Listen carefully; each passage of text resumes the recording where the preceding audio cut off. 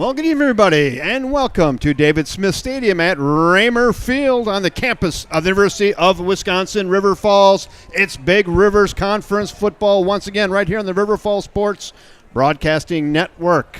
I'm Kevin Westhouse, joined by Jeff Johnson, Rob Derry, and Braden Engstrom, and Chris Larson down in our field camera bringing you the action tonight. Good evening, everybody. How are you, Jeff? Just a perfect night for football. God, isn't it nice? This is a perfect night for a lot of things tonight. It's 78 degrees, nary a breeze, some light clouds, sun setting a little earlier, and it's noticeable this week, getting a little dark a little faster. I noticed this morning, I said to my wife, alarm went off, I'm like, God, it's still dark out. It Right? was. What I'll say, Kevin, is a little nicer than it was last week. Yeah, this is really nice weather for about anything. So, yeah. Hey, tonight the Chippewa Falls Cardinals are 2-1 overall. They're 0-1 in the Big Rivers Conference. They're taking on your River Falls Wildcats, who are also 2-1, and they're 1-0 in the Big Rivers Conference. And this is setting up to be a big conference game tonight, Jeff. It certainly is. I think every game from here on in is going to be a big conference game. Mm-hmm. The Big Rivers Conference is absolutely loaded this year. The top 6 teams are just going to battle each other every week and knock each other off, and we'll see who's left standing at the end. Real tough opponent tonight in Chippewa Falls. Yes, the last week they ran into a bit of a buzzsaw, did they? The Cardinals, very good team. They started out the season 2-0. They put up over 60 points against Eau Claire Memorial, and then they hosted New Richmond last week and lost by a score of 32-7. 6 turnovers were the story in that game. The Cardinals threw 4 interceptions, lost 2 fumbles. I don't know if I've ever seen a team turn the ball over 6 times and actually win a game. So that's the story. Obviously, they're going to work on cleaning that up tonight. Yeah, I'm sure the River Falls defensive coaching staff will watch some game film of that, see what they could pick up, and see what New Richmond did to kind of throw a stick in the spokes of the Chippewa Falls Cardinals. Absolutely. Yeah, I think you'll see a few changes on the Wildcat defense tonight. We've been talking all season about their inability to stop the run. They've really had a tough time stopping the run in all 3 games that they've played this year. Chippewa Falls, that's their story. They run the double wing. They will run the ball just about every single play, and the Wildcats are going to have to be on point tonight in order to come away with a victory. Do you think the defense heard the word discipline at all this week? Lane discipline. Lane discipline, keeping an eye on who has the football. You'll notice on this offense that they run, it's really difficult to tell who has the ball. A lot of misdirection type stuff, a lot of fakes involved. So bear with us if we happen to make a mistake or two. But yeah, so it's going to be hard to see. So there they are. Wildcats are coming out. Chris Larson getting you those shots down there field side today. Looking good. Wildcats had a nice entrance into the stadium tonight with a police escort. Oh, geez. Haven't seen that before. Here they come, the Wildcats. Lincoln McCarty leading them out, number 89. He's all suited up tonight. He's got the arm brace on. I'm not sure he's going to see any action, but boy, he's a leader watching him in pregame. Yeah, Lincoln doesn't think he'll be cleared till around October. He might clear himself tonight, Kevin, so we'll see. His coaches are going to have a tough time keeping that thoroughbred on the sidelines. He's in the gates just rattling around, just wants to get turned loose. I've never seen a player so excited for a coin flip tonight, but he was ready to go. He was all jacked up in a case of Mountain Dew early. But it's pretty typical. He's a leader. Yep. He rallies his team even when he's not playing in the game. So it'll be fun to see him tonight on the sidelines. And who knows? Maybe he gets to sneak in. I'm not sure of his health status. A couple quick shout-outs. Chris Conover, welcome aboard. Anthony Hanks and Will Johnson. Will, you're third on the list tonight. And I always like to say, if you're not first, you're last. Will, what happened there? Because I know you got to get up pretty early to get one past old Will Johnson. Come on, Pops. What's the story there? Losing his touch. Welcome aboard. Glad he's here, though. Really glad. So, boy, Wildcats started their season here as we move into the national anthem. I've been very impressed with our quarterback, Tino Massa. Joseph Tarasavich has done everything the team could have imagined. Some real athletes at the wide receiver position, and Mason Novak and Charlie Burke filling up his own.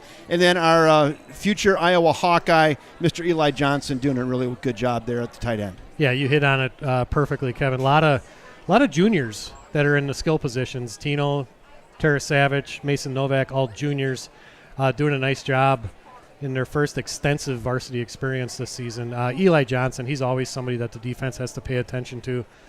Big, fast, and strong. Real tough cover for sure. I tell you what, these teams are as eager as we are. There's 5 minutes and 35 seconds on the clock, and the Wildcats are already lined up for the national anthem. They want to go. A lot of people want to go tonight. So on the Chippewa Falls side tonight, we're going to look out for their senior quarterback, Noah Potter. He's kind of their guy. He is. Like I said, they do a predominantly running type offense. Mm-hmm. You'll see a lot of Jackson LeMay tonight, number 1. He has 281 yards rushing this season. And then you also see a lot of Jackson Boland. You may remember him from last year. He had 4 touchdowns against the Wildcats when they came here to Smith Stadium. Both players to pay very close attention to for the Wildcat defense. Yeah, Wildcats is going to be about defense again tonight. If they can shut down kind of the veer misdirection offense that Chippewa Falls is going to throw at you. Yep, they're coached by the legendary Chuck Rakovich, his 39th season at Chippewa Falls, 51st in coaching. He's a WFCA Hall of Famer. There's no better coaching name than Chuck. No, Chuck's been around forever and always fields a very, very competitive team at Chippewa Falls. Let's listen to our public address announcer, and our River Falls High School band will lead us in our national anthem.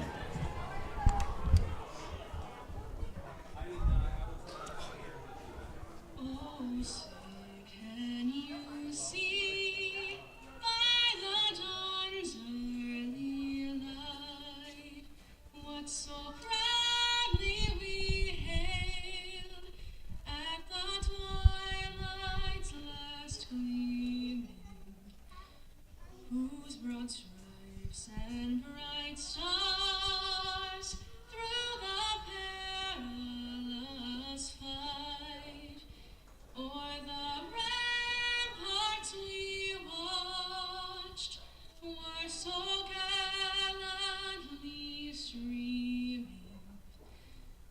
and the rockets regular, the bombs bursting in air, gave proof through the night that our flag was still there. Oh, say does that star-spangled banner yet wave o'er the land of the free and the home of the brave?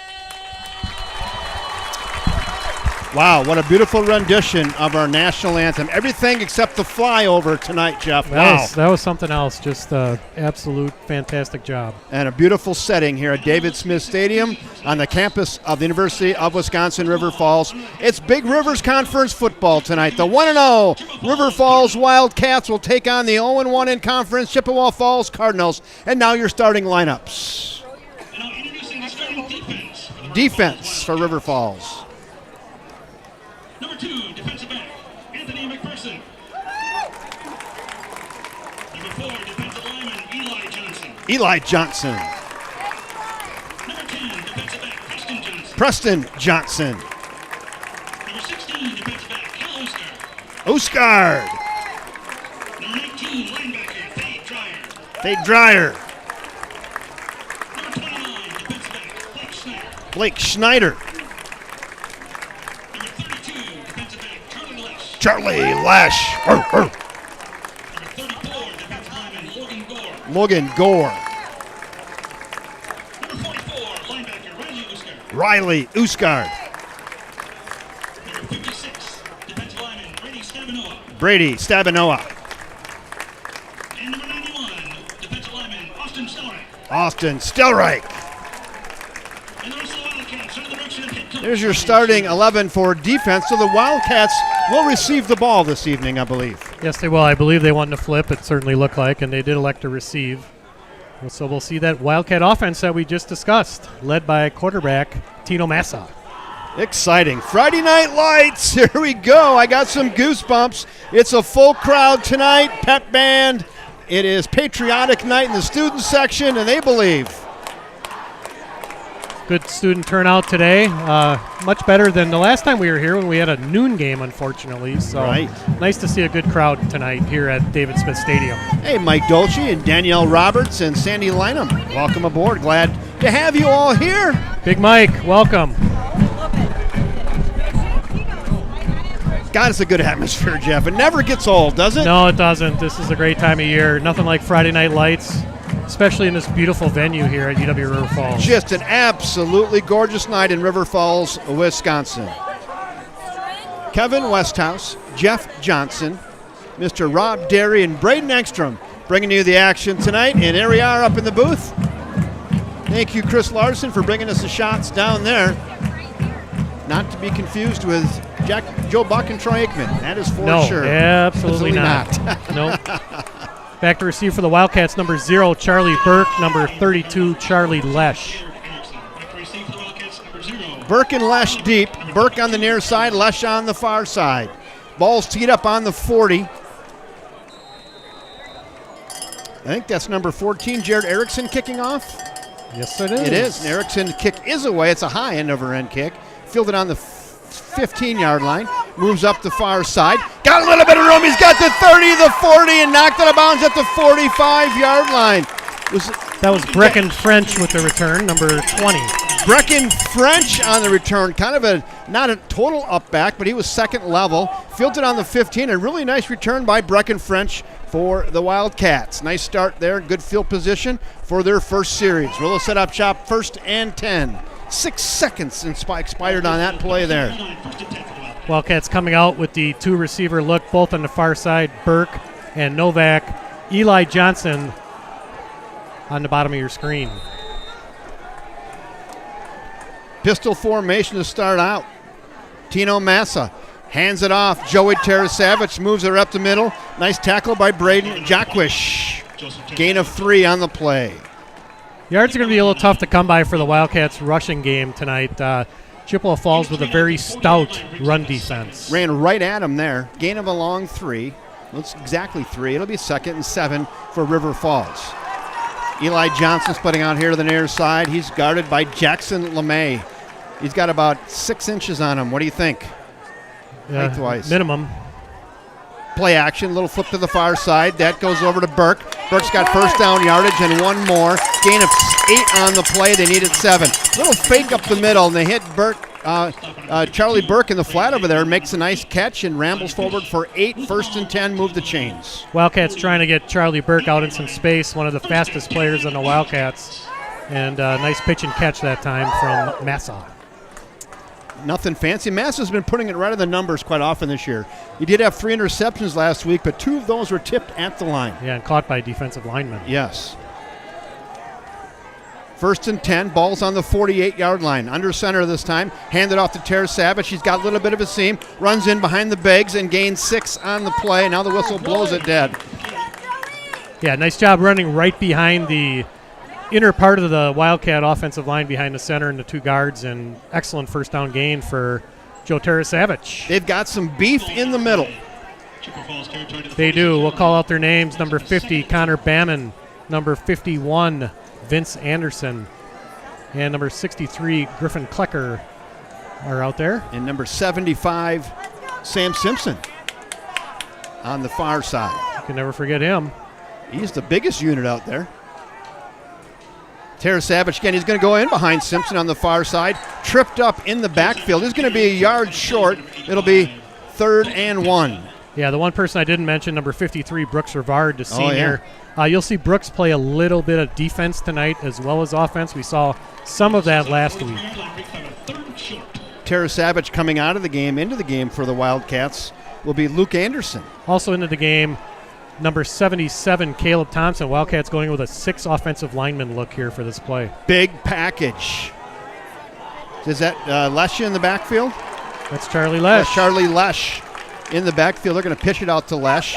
Run it behind the Beggs. He's got first down yardage. It's close. Not a lot more. I don't know. It's real close. I think he's got it. He's right at the sticks. Yeah. I think we're at maybe an inch short. You're going to say 4th down. 4th and a foot. 4th and a foot. this time, now Joe Tarasavich is back in the game, and Lush will take a breather. Probably the first big play of tonight's game, Kevin. Right here. 4th and short. You do not want to turn the ball over here with this kind of field position. 4th and a half a yard in a tough conference game. You got to find a way here. You got to get gritty here. Tarasavich headed forward. He bounces off the pile, Jeff, and I don't think he get it. He did not get it. He lost it. Yep, he lost a half a yard in the play, and the Wildcats will turn it over on downs. Yeah, they went right up the middle, and like we talked a couple plays ago, Chippewa Falls with a very stout run defense, and they certainly showed it the last 2 plays. That's a big change of momentum right there. They just went a mano there, like we're going to run it right at you, and Chippewa Falls says, go ahead, we're going to stop you, and they did. Now, like we talked, here's that double wing offense that Chippewa Falls likes to run. Lots of misdirection, lots of confusion they try to play with. Hand it off up the middle, spins forward, gains 4. That was nothing fancy. Just gave it to the first back up the middle there. I think that's number 34. Jackson Martin. On the carry there. Yep. Some things to point out on defense here. Sam Simpson, the left tackle on offense, he's out in the field right now. Right in the middle. So Jackson Martin back in the backfield again. Under center's your quarterback, Noah Potter. This time handed off, and it's, a nice job in the backfield. Eli Johnson grabs some shirt and throws him down for a loss, but there's a flag on the play. Yeah, this is something New Richmond did a really good job of last week against Chippewa Falls, being able to get into the backfield to stop the run. Good job that time by Eli. Let's see what the penalty is. Legal shift. Do you want to accept that, or do you want to decline it? I Let's think see. you decline that. That's going to be declined. It'll be 3rd and 10. Nice penetration that time by the Wildcat defense. Eli Johnson got in the backfield. Didn't really wrap up. He just got his mitts on some jersey and tore him to the ground. Threw him like a sack of grain. We saw that several times last week in Superior, Kevin, didn't we? We did. Eli. Well, another big play here, 3rd and 10. See if the Wildcats can get off the field with a 3 and out. I'm not sure Eli's a farmer, but that was a feed sack throw if I've ever seen one. 3rd and 10. Yeah, let's see if the Wildcats can get back off the field here. Cowbells are alive. Potter under center, man in motion. Potter's going to give it off. Oh, nice read there. Nice really tackle. Nice read. Good discipline by the Wildcats to shut that little counter play down. Sam Simpson in on there with a host of Wildcats. Yeah, you couldn't ask for a better start for the Wildcat defense, who's had some troubles this year. 3 and out. Mason Novak back to return the punt, it looks like. Novak back standing on his 17-yard line. The kick. Blocked! Pick that thing up! And they'll down it on the 30. Oh, they were all over that like a pack of dogs on a 3-legged cat. That was going nowhere. Wow. We got a replay of that? Oh, yeah, we got a no replay. Oh, didn't get it. Now we're going to try it again. So we're trying the replay. We'll get her. Braden, our producer, he's getting on it, though. Keep that right there, Cole. I think he's got it working now. We'll get the next one, just like last week, right? We get the bugs worked out early. 1st and 10, Wildcats. You're good. Now we're good. You got her now? We got her now. Take up much space. You have to trust us on that. That was a big block. All right, pistol formation, Wildcats. Why? You talk about momentum change. Back and forth we go. Handed off to Joey Tarasavich. He goes for the edge, cuts it forward. Oh, nice open field tackle by number 20, Drake Dockin on Tarasavich. Boy, he closed quickly. Yes, he did. Getting back to that block punt, that was Preston Johnson with the punt block. That's his second punt block in 2 weeks. That time came right up the middle. And, boy, he was on that quick. Woo! Almost got the snap midair. 2nd down and 9. Fans come to life here on the near side. Home fans imploring their Wildcats. Massa with the play. Shuttle in from the sidelines. 2 receivers out here, Novak and Charlie Burke on the near side. Back to pass. Stop route, far side, gain of 4 on the play. It'll be 3rd and 5. Pass to Mason Novak that time. Novak on the far side. They had Todd Benedict was in as the 3rd receiver on the near side that time. Leading 3rd and about 5. I'm guessing 2 downs to get 5, though we did see Gavin Carafield, the kicker, banging in some 40-plus yarders in warm-ups. He was. So he's got plenty of distance, too. Plenty of distance. But I'm guessing early in the game here, you're trying to get 6. So I'm guessing 4 down territory. 3 receivers out here to the near side. I like the formation. Back to pass, crossing route. Got a man. Oh, nice catch on the far side by Preston Johnson. Fingertip catch. Massa leads him a little bit. Johnson reached out with the soft hands, made the catch, brought it in, and it's a Wildcat first down.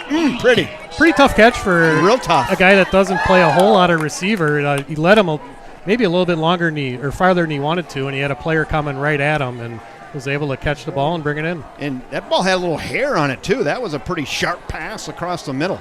1st and 10, fresh set of downs. How about Tara Savage? A little bit of a delay in behind the backs. Gets off the initial contact, but then gets second-level contact, but not till after he gains 6. We'll take a 6-yard gain on every single first down, won't we, Kevin? That's exactly what we're looking for. It makes the coach's playbook a little juicier there on 2nd and 5. Actually, they moved him back, said only about a 5-yard gain, 2nd and 5.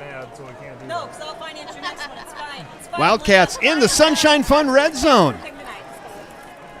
I don't know, we can find that somewhere. There it is, Sunshine Fund red zone. We'll get that next play. Come on, boy. There it is, Jen Rivard, Sunshine Fund red zone. We're in it. Let's go. Tara Savage cuts it back towards the middle after getting some nice blocks out front and then pushed backwards. He's close to first down yardage, but I think it's going to be 3rd and 1. Yeah, just a bit short. Good tough run by Joe Tara Savage. Excellent balance when he runs with the football. You never really see him get off balance, and good job being patient following his blockers. What was all the cheering for? 3rd and let's call it 1.5 yards. Wildcats tried to go up the middle twice in their last possession and weren't that successful. Let's see if they try to get more to the edge here. We got Eli Johnson on the far side. Let's see if they go to Tara Savage, little cutback. 5, 2, 1. Oh, down at the 1. Moves the chains. First down for Wildcats here at the 1-yard line. Trying to get that first score of the game. Boy, Tara Savage, I got a little excited when he cut back. He had a nice seam. Then I thought he might fall in, but it's 1st and goal from the 1. Boy, after that block punt, Wildcats have taken it, and they've gone 29 yards. Let's see if they can punch one in here with 4:03 to go in the first quarter. Tara Savage pacing, heading for promised land, and he's short again, gets tripped up, maybe gains a foot. It'll be 2nd goal from the 2-foot line. Yeah, they went to that same formation that time, splitting Eli out on the far side, 2 receivers on the near side. Let's see if they bring in some more beef on this play. We have number 41, Luke Anderson, into the game. I believe he will probably line up at fullback. I'm guessing Chippewa Falls says, I hope you're running up the middle some more. They've had some pretty good luck stopping that when you get off tackles where we have some success. Let's see what they elect to do here. Looking right into the eyes of Massa. Left, penetration, 3rd and goal from the 1. Lost that half a yard they gained on first down. Yeah, that's really outstanding defense that time by Chippewa Falls. The fullback tried to lead Tara Savage into the end zone, running behind Sam Simpson and Eli Johnson. Wasn't able to do it. Might have even lost a few inches. Yeah, I think he did. He went back to where they started this 1st and goal. So, no, my favorite play is here. I know that naked boot. I don't think we're going to see it. I don't think we've seen it all year, have we? No. They're getting a lot of quick penetration, so let's see. 6 offensive linemen in again. Caleb Thompson in the game, number 77. Pushes it forward, touchdown! Now we got a flag on the play from way in the backfield. I don't know. Oh, they said that you can't push him. Wow. What about the tush push? He threw that eagerly. Did you get that one? Did you get that? Hot dog. Let's go back, take a look at that again. Yeah, I'd like again. to watch that again and see if he actually did push him. Penalty is assisting the runner. Did we get it? Okay. That's a penalty in high school football. Obviously not in the NFL. That's a 5-yard penalty. Oh, here it is. I don't know. Jeez. Wow. Wow.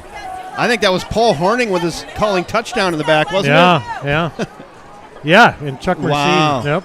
I don't know. I don't know either. Yeah, that looked like the ice ball there. I don't think he pushed him. No, I don't think he did either. He was just kind of running behind him. So now we got 3rd and 6. That obviously changes everything. It does. Look for Eli Johnson here at corner of the end zone maybe, or maybe a little cross route. Massa back to pass. He's looking for Johnson. He's looking to the corner of the end zone. Throw it up. And good defense out there by number 12, Jalen Smith, to knock it away from Eli. Number 12, Jalen Smith. Wildcats field goal unit is coming on. Gavin Carafel makes his way out for a short field goal attempt.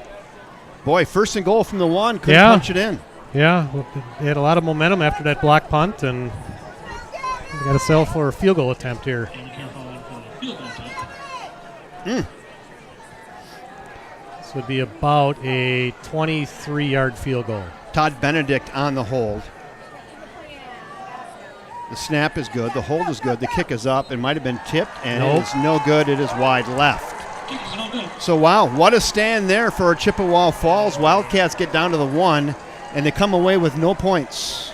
Yeah, that can be a little demoralizing, Kevin. I don't think there's any doubt about that. They had all the momentum after that block punt.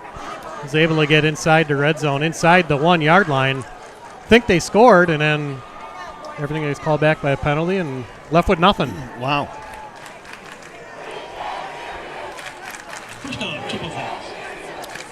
Yeah, I don't know about that push play. I mean, that referee in the back saw something he didn't like. I don't know, he had an angle on it, but from the front view of the camera view that we had, it didn't look like he really pushed him, did it? No, and if he did, it looked like he pushed him after he was crossed the goal line. Right. All right, 1st and 10. Chippewa Falls doesn't matter. Didn't count.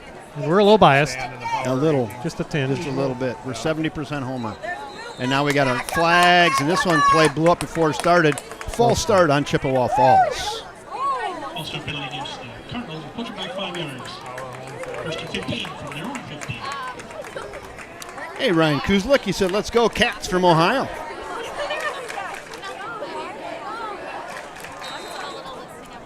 Good game here in River Falls tonight. Beautiful evening, 77 degrees, nary a breeze.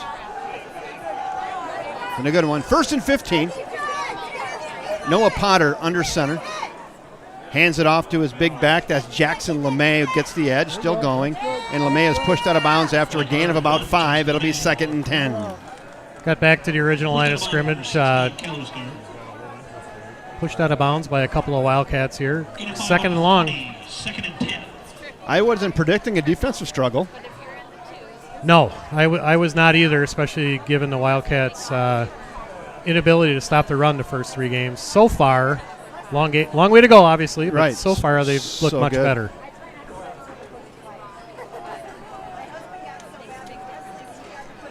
.221 to go here in quarter 1. There is no score. Noah Potter. They got 5 receivers out here for Chippewa Falls. See if the Wildcats all have their assignments figured out here. Potter in the shotgun. And now we've got a whistle and a timeout, Chippewa Falls. Might be a good time to go thank a few of our sponsors. Let's just kind of, well, first we should go to Cancer Night tonight. We should talk a little bit about that. It's Cancer Awareness Game tonight, and let's go right here. Together, we fight. And Rhinos Foundation is collecting that money there. There's the QR code. You can go out and pause your TV, go hit the QR code, and help us fight cancer together tonight on Fighting Cancer Night. Yeah, just a great cause, Kevin. The Rhinos Foundation. They do so many things for people in River Falls that are battling cancer. And that's how you can give. Well, let's go this one here. Let's go this one. Come on, boys. All right. Oh, yeah, we forget Hudson Physicians, one of our newer sponsors. Thank you, Hudson's Physicians. 715-531-6800 for sponsoring Wildcat football. Now back to the action. Second and 10. Back to that same look that they had before the timeout, Kevin. Three receivers on the near side. First time they've gone to that tonight. They got them spread out. Pistol formation, back to pass. Looking down the field, was going to go rainbow. Now he's got to tuck it and go, and he is swallowed up by a host of Wildcats. It'll be 3rd and 12 after that sack and a loss of 2. It appeared to me Thade Dreyer was the one that ultimately was able to sack the quarterback. He was looking to throw it to the receiver on the far side. And good coverage. Excellent coverage. Charlie Lesh was over there.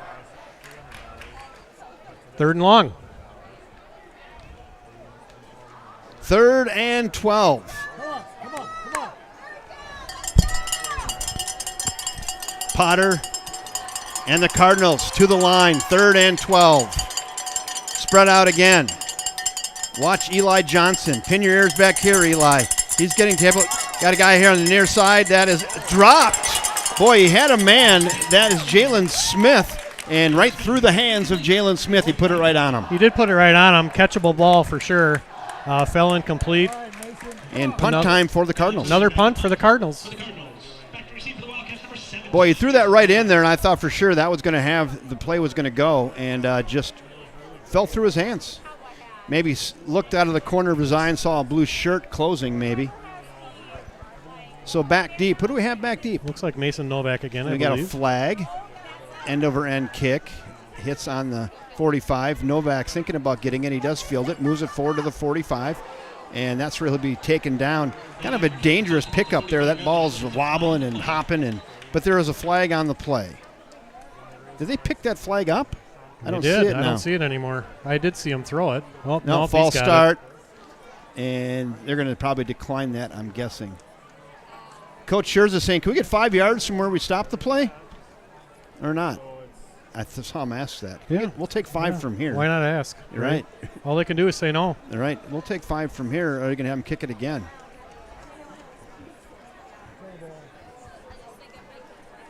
Yep, he's going to give it to him right at midfield. So that must be a high school thing, right? So they are able to tack on the penalty after the completed punt return. I missed that session at the referees meeting, Jeff. I missed the referees meeting. That. Okay, we have 3 receivers on the far side, 1 on the near side, Preston Johnson in the game. When Preston's in the game, they usually throw it. Not every time, but more often than not. 4 receivers out. Pistol formation.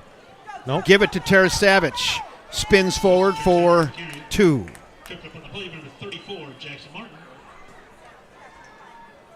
Again, that stout Cardinal defense doing a good job at the point of attack and holding Tarasavage to a minimal gain on 1st down. Yeah, they're getting helmet on Tarasavage pretty quick in that play series. 2nd and 8.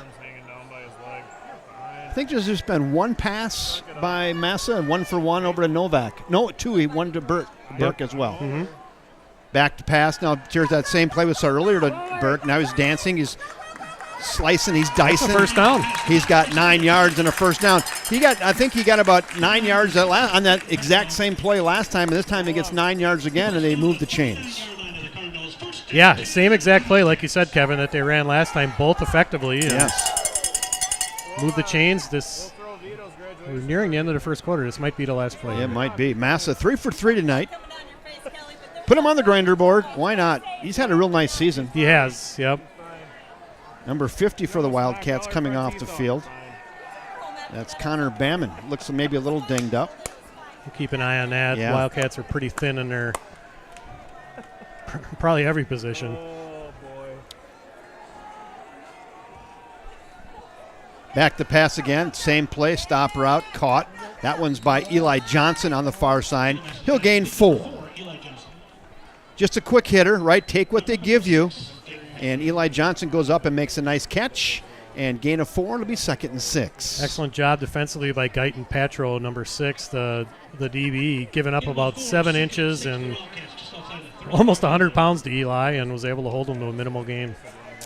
2nd and 6. Wildcats will let her go down here in quarter 1. And that will do it. 1 quarter in the books. And we're all knotted at zeros. Probably should go thank our main sponsor, First National Bank of River Falls. We got a whole bevy. We've got some new videos. Oh, we do? Yeah, let's go with, I like this 40-second one. Let's go right here. We do have some new ones, though. 3, 2, 1.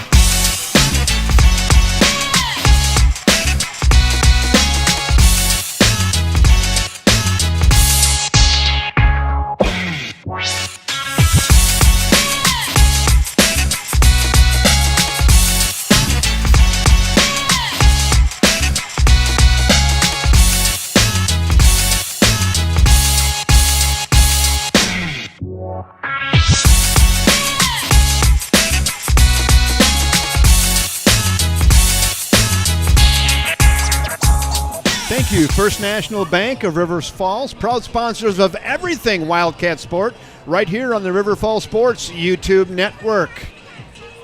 Maybe could run through a couple of our other sponsors as well. I don't always think Sarah Jenkins with Property Executives. She's bringing us the stats. Her husband's bringing us the stats. He's doing all the work. But we want to thank Sarah Jenkins for sponsoring that segment. Sunshine Fund. Jen Rivard with State Farm Insurance. She'll donate $1,000 to the Sunshine Fund at the end of the season. We'll get to the rest of them later. That was quick. 2nd and 6. Burke again's got it. And nice slow up and then great open field tackle. They're going to lose a couple of yards in that play. It'll be 3rd and probably 9. Yeah, they went to that play maybe one too many times. They covered it up much better that time. Again, trying to get Charlie out in some space, and good job by the Cardinal defense. Hey, Newlands, welcome aboard. Cheering for Sam Simpson. You got to cheer loud here for a 3rd and 9. I tell you that. Get to the edge of your seat and rub that lucky doll. Something. Whatever you got going on, rub it right now. This 3rd and 9. I would say now we're in 4-down territory. 2 to get 9. Massa back to pass. Looking. Now he's going to step up, and he's in big trouble, and that caves in on him, and it'll be a loss of 6 on the play. It'll be 4th and 15. I'm going to guess you probably are going to punt now. I think so. Yeah, that's probably the – yep. Here comes the Wildcat punting unit. Coverage sack there. Punching for River Falls is at number 41, Luke Anderson. Yes, it is. Taking the place of Max Helminiak, who's out for a few weeks. In back deep, I can't see a number on that train down there. Big unit, though. He's square. Standing on his own 15. 32. 2. Whoa. High. Good punt. Kick. That's Jackson Boland. Boland's He's got some it. Speed, so. He cuts back. And he's breaking some tackles. He gets the edge. He's gone. He's 30, 35. Boland, look at him go and taken out of bounds by the kicker. Nice job there by Luke Anderson, saving a potential touchdown. Yeah, that kid's got he's square. Boland, he was at the state track meet. He's fast. I mean, he showed that last year with his 4 touchdowns against the Wildcats, and thought he was gone at first. Hey, here's a good one. Here's a good comment. Big Dog says they're watching from Floribama. They paid the waitress $50 to put the game on the TVs there in Floribama. $50 there it cost it. There you go. Is that inflation again that we've been talking about? We have a flag on the play. Potential holding here. Let's see if they're going to march this back a little bit. Well, nice job, Big Dog. Yep. That's going to be on Chippewa Falls, and it's going to negate much of that return. Yeah, I'm not sure you want to kick it at Boland anymore. If you're going to, if Wildcats are going to be in a punting situation, you may want to try to angle it out of bounds because he can fly. Jack Feast said I had to pay $60 to get it on here where I'm watching it. All the way back. Kevin, wow. To the... That's a spot foul. I'm not sure. They're just kind of walking. We'll down put it to the right at the 4. Yeah. You know what that is right there? That is a 46-yard penalty. Yep, that's what it is. Because they had it on the 50. Yeah, absolutely. Wow. You talk about a gut punch there for Chippewa Falls, right? They returned that to the 50. And I think that hold happened right where he caught the ball. The Wildcat was going to make the tackle. And there was a hold to break him away from the tackle. Which may helped them get the good return. Right. Yep. Well, Wildcat defense has done an outstanding job their first 2 possessions. Both teams' defenses, huh? Let's see if they can do it again here and flip the field. Zip, zip. Yeah, we might need the leg of Gavin Carafil at some point to bang one in from out there. All right, veer formation. Hand it off up the middle, pushes the pile forward for maybe a yard and a half. We'll call it 2nd and 8. Hey, we will have Wildcat trivia at halftime as well. We have one this week. Jeff Bjork was kind enough to tee that up for us. Nice. Russell, Go through some stats quick here. Yeah, go. Tino Massa, 6 of 6 for, that's the good news, only 30 yards passing. Tara Savage, 11 carries, 29 yards. Like we talked about, good Cardinal defense tonight. Charlie Burke, 3 catches for 13. Preston Johnson, 1 for 10. 2nd down and 8.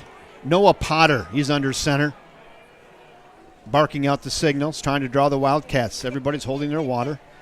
Little sweep left. Now he's in congestion. He's got nowhere. They're going to gobble him up. And they're going to lose yardage on that. It's going to be 3rd and 10. And the Wildcats defense has come to play tonight. Austin Stellwright, Preston Johnson, host of Wildcat players in the backfield.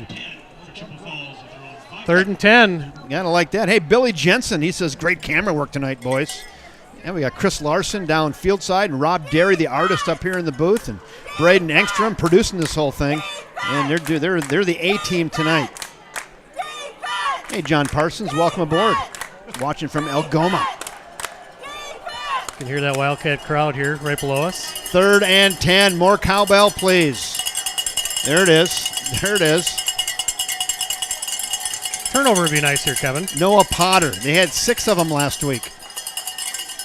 Potter back to pass, standing in his own end zone, crossing route, tipped up in the air. Almost. And had a shot at it, tipped it up, and that's going to fall incomplete. Punt time now for Chippewa Falls, and this is a whole different defense tonight than we've seen all season. All season, absolutely. This is fun.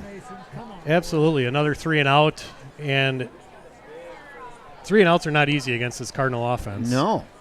Defense, just a different scheme, maybe some different talent in there. I don't know what's going on. A little bit. It does help to have Logan Gore back on the field. He missed the last couple of games with an injury, and he makes a big difference out there. Who do we got standing back here in our 46?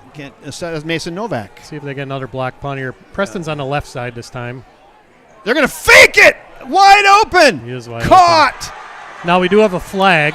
Flag on the play. Where do you see the flag, Jeff? Right at about the 5-yard line. Is it coming back? Uh-oh. Flag on the play. Rob's on it. Boy. Yeah, pretty dangerous to be doing that at your own 5-yard line. That's gutsy, but that's when you're going to do that, right? What do we got?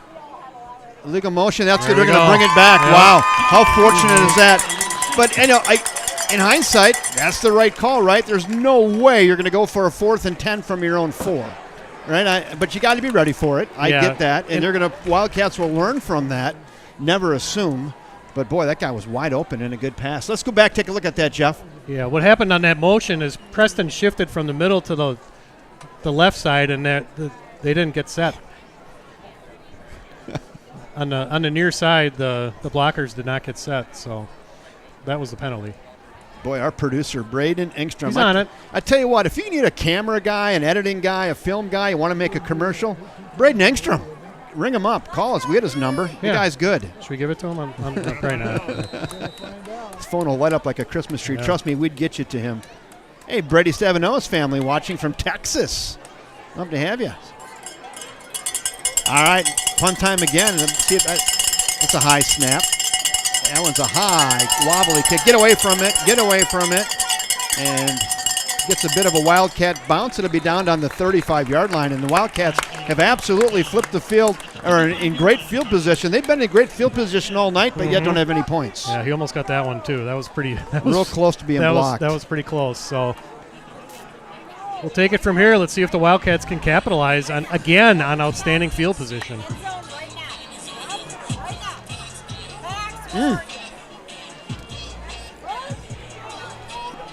I penciled in one name on my garage gridiron board, and that's Tino Massa right now. He's 5 for 5, I believe. 4 for 5, 5 for 5.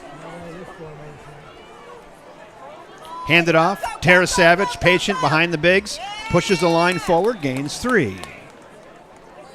Nothing easy tonight for Joe. No. He's earning every single yard that he gets against the Cardinal defense.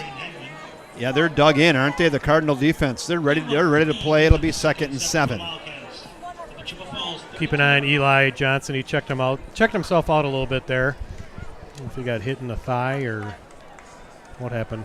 2nd down and 7. Mason Novak split out here to the near side. He's been their receiver this season. Single coverage, press coverage. 2 tight ends set.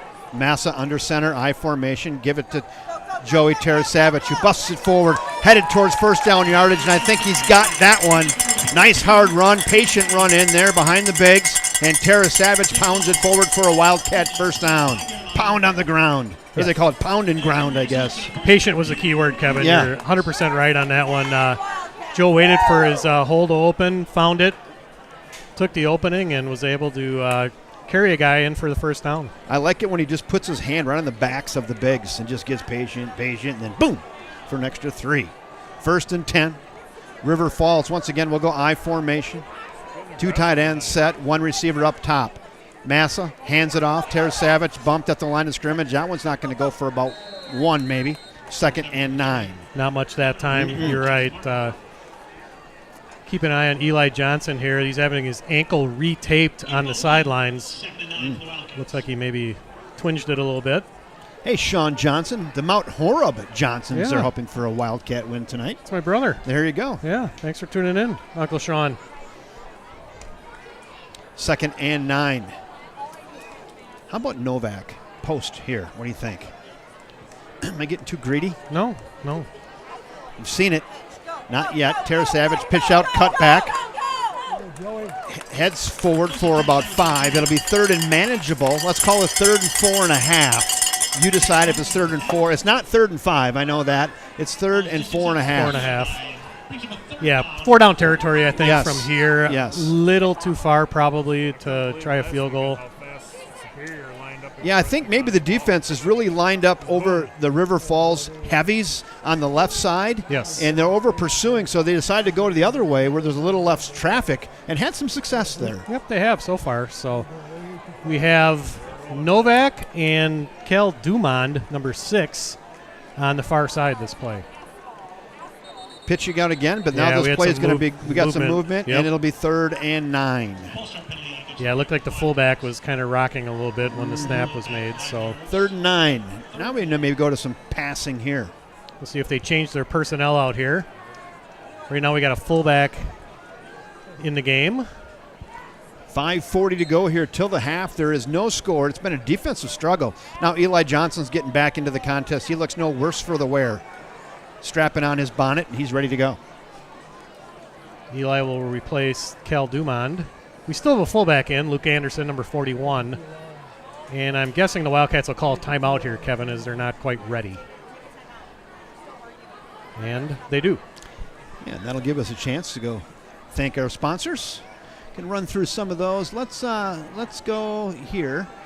Riverland Laser. They engrave our grinder trophies. We'll get that, and then right after that, I think let's go back up there. And how about this? Has been a hit. Next Day Rewind with Buy Golf and Roadie sponsoring that. I'm going to say it, tens of thousands of views on the Next Day Yes. Rewind. So great job, Buy Golf and Roadie, stepping forward on that and getting those done. And then also we've had already had some replays. Those are sponsored to you by Leach Insurance. Let's take a look back, run back and take a look back at the replay. Leach Insurance. I had that jingle down, but I kind of missed it right there. Leach Insurance look back, and then the Garage Bikes and Brews sponsoring our coveted Garage Gridiron Grinder. We've started a whiteboard. It's pretty sparse tonight, but we can always use audience help as well. Other scores in the Big Rivers Conference tonight. Rice Lake leads Menominee by a score of 8-7 in another defensive battle. And then New Richmond leads Hudson 13-7. Hey, Grandpa and Grandma Simpson from Beloit. Welcome aboard. 3rd and 9. Cheer loud here. Running left and taken down from behind. Boy, that is good. Quick pursuit. Tackling Tarasavage. That was number 85 that time, Colton Petska, 6'4", 180-pound linebacker with the stop. 4th and long. They're quick. Let's see what the Wildcats do here. You're not punting. You're going to probably go for it here at 4th and 9. Into the game for the Wildcats is Cal Dumont. See my Jeep guy post? I'm not even listening. 4th and 9. Wildcats take the line. I'm supposed the defense is going to pin their ears back here.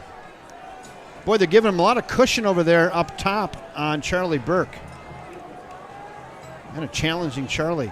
Back to pass. Massa's looking. Crossing route. He's got big Eli Johnson working forward. Eli falls forward. I think he's going to be a foot short. Yep, I think so too. He gave it a great effort. Let's see where they mark it. He's going to be just short, and they're going to turn it over on downs. That was a great effort. It was 2-on-1 on Eli. He took them both on, fell forward, and is going to be a foot short. They turn it over on downs. Great effort. Foot short. It'll be 1st and 10, Chippewa Falls. Yeah, yards are pretty tough to come by for both teams tonight. Two excellent defensive efforts from the Cardinal and Wildcat defensive units. Let's see if the Wildcats can get a stop here and try to get a score before halftime.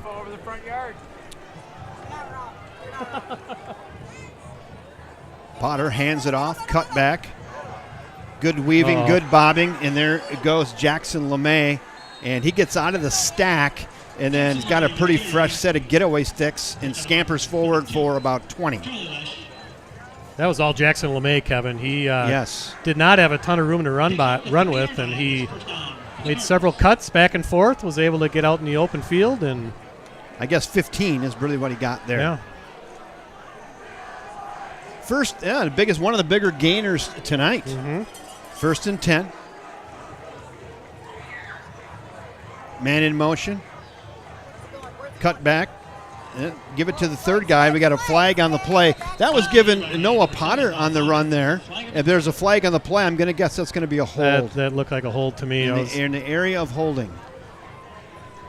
We had two flags. Both referees saw the same play. The laundry is out. I think you take that. I'll push him back. It'll be 1st and 20, I'm guessing, here.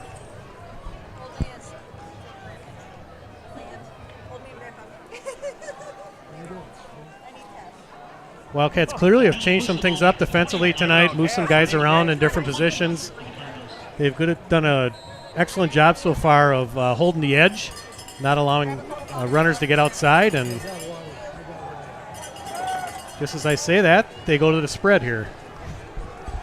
Let's see how the Wildcat defense is here.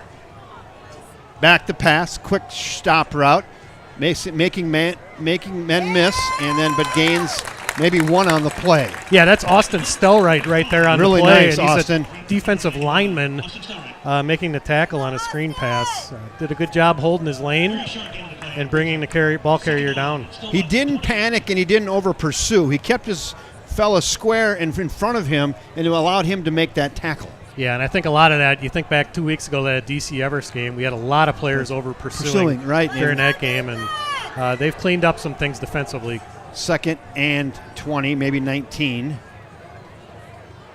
Potter back to pass, looking again. That ball's tipped. Intercepted!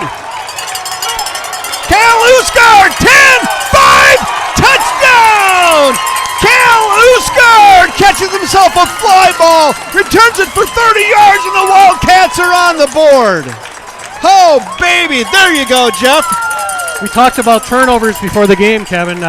Chippewa Falls had 6 of them last week. Somebody find the clap emojis. Couldn't tell if the ball was tipped or what happened there, but it certainly fluttered in the air, and Usgard fell right underneath it and got a couple of good blocks by his defensive unit, and we'll watch that again. Yeah, we'll go back and take a look at that in just a second here after the attempted extra point by Gavin Carofeld. Late entry into the game for the Wildcats. That's number 63, Griffin Clucker, on his horse getting in the football game. Now we got what do we got? We had a whistle and a timeout. River Falls. Because they weren't ready. We're not ready. We're not ready. Pulling guys off the water cooler, Jeff. All right, let's go back and take a look at that after. There we go. Let's go. Running back with a Leach look back. That was better, Braden. Yeah, that was Eli Johnson actually tipped the ball. Uskard with the interception. Preston Johnson with a nice block there and almost a push in the back by his brother, by Uskard's brother. And That's pretty. what? I was just looking at that next shot there. That's pretty. Yeah. Here it is again. One more time. Yeah, watch Eli. Oh, oh, we never go. mind. We're Yeah. gonna look. We'll look at it again. Watch Eli Johnson, number 4. Kind of overpowered a couple blockers. Tipped the ball. Uskard with the pick. And then take Got it a to the block house. and took it to the house. All right, here we go. We got the right personnel on the field now. Gavin Carafeld's going to attempt the extra point to try to get it to 7. Kick is up, and it is good, and Gavin Carafeld bangs it through. And with 3 minutes and 7 seconds to go here till the half, the River Falls Wildcats go up on the Chippewa Falls Cardinals by a score of 7-0 on a defensive score. Yeah, playing from the front here, Kevin, is going to be so very important. Chippewa Falls does not want to go to the spread offense. You can tell they're a little bit uncomfortable playing that. They'd rather stay in that double wing offense that they ran for so many years. But the Wildcats have just clogged that up. They have so far. Hey, someone did find the clap emojis. Lois and Nene, they found the clap emojis. That was something to clap about there. Yeah. Okay, I never would have. I didn't have 7-0 Wildcats with 3 minutes to go till half on a defensive score. That was not on my bingo card. No, I would have had about 28-24 by this point of the game. He just made himself. Cal Uskard just made himself right on the top of the whiteboard. He's right there. Yep. Yeah. Uskard, Yes, he is. Can we get my Where's my that- dry where's erase that marker? whiteboard now? It's Cal C-A-L. US just to There you go. A-A-R-D. Cal Yeah. Uskard. He's on Yeah. the board, Yeah. but you get a pick 6. You're on the whiteboard. Atta baby, Cal. Carefell. Ooh, a nice booming kick. Drives him all the way back to the 3. I think that's big Jackson LeMay. He's big, he's strong, he's pushing forward, gets it out to the 24. No, but to take that back, that was Jalen Smith on the return. That was a 1 and a 2 on his shirt. Number 0, Charlie Burke. Brought him down. Well, pretty key 3 minutes here, Kevin. If the Wildcats can keep the Cardinals off the board here, going to halftime with a lead, Cardinals will have the ball to start the second half. See if they can keep this good discipline on defense up here. Talk to us about the personnel you see out there now on the defensive line. 91, 34, 55, and 4. Yep, still right in the game. 34, Logan Gore. He makes such a big difference for this Wildcat defense. They're back to the spread, which is... Boy, you think they'd be getting gun shy. And we got a flag. A flag on the play. Yeah, 12 minutes in the huddle, Kevin, that time. They... That's illegal. Yeah. That is illegal. Let's go back up here. Let's do that. Let's give me the Leach thing again. Yeah, we just ran that back with a Leach Insurance look back, brought to you by Cal Uskard on that dandy right there. Thank you, Steve Leach over there at Leach Insurance. We might be seeing that one later in the week. And, maybe later in the week. Flag off and Rhodey rewind. It might be. There's a pretty high chance of that. Just guessing. Okay, back to the spread here. 2 receivers near side, 3 on the far side. Let's go! Clear passing play here. Potter. And Now they're going to hand it off. Flip that to number 5, Sam Herbert. And Herbert is going nowhere. Probably a loss of 2 on the play there. What pursuit by this defense tonight. Yeah, again, much more disciplined defense than we've seen all season. Players all stayed in their lane. They weren't fooled by that. Brings up 2nd and long. Eli Johnson coming out of the game again. His helmet came off, yeah. So he'll have to sit a play. 2nd and at least 15. I'd call it 15 or 16. Back to the spread here. Pistol formation. Back to pass. Potter. Crossing route. Got a man. That's caught by big old number 1, Jackson LeMay. God, is that kid strong. Nice catch. Nice pass. Nice catch. But that'll be short of first down yardage. It's going to be 4th and 1. Excuse me, 3rd and 1. 3rd and 1. Yeah, got him. Kind of dug him out of a big hole, Kevin. second and long. Gives the Cardinals a little bit of life here. Jackson LeMay is a really good football player. Yeah. And a really nice pass by Noah Potter. He put it right on the 1. And we have a timeout. Clock stops. Timeout on the field. That might give us a chance to look at one of those new. No, we're good. No timeout. Stepped out of bounds. No timeout. So 3rd and 1. 34-yard line. Hi, Heidi Osternis, watching from Beloit. Welcome aboard. 3rd and 1. More cowbell plays. 3rd and 1. They're split out again. Yep, back to that spread offense. 5 receivers out, 3 up top. Twins here to the near side. Tight end tucked in on the line. 3rd and 1. They're letting the clock run. No, they're not. The clock is not running. Never mind. I don't know what is going on. This is a long time between plays. They're though. still in that timeout, I guess. Did they take a timeout? I don't think so. Now up under center. Going to push straight forward, and they'll get the first down yardage. I'm not sure why there was so much time there between. I don't think they took a timeout. There's still 2 on the board for them. Wildcats have 1. I don't. Maybe the Wildcats. I don't have know. they taken 2 already? I don't know. Was ball to 36. Yeah, he stepped out of bounds, but I don't know why there was still so much time between plays. Doesn't matter. 1st and 10, first set of downs. 4 receivers out, Twins up top, Twins down low, back the pass. Looking, going to go for the big home run ball. He's got a man just out of the outstretched arms of Guyton Petro, I believe. No, number 5, excuse me, Sam Hebert. He was open. He had a step on the defender and just went for the home run, just overthrown. He had him. He was able to get by McPherson a little bit, had a step, maybe step and a half, and just a little long. Hey, Russell Swanson says, hey, I just pulled into the stadium here, and thanks for bringing it live until I got here. You bet, Russell.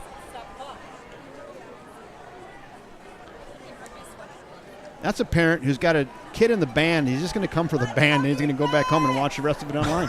There's one right here. 2nd down and 10. 4 receiver look. 3 in the near side.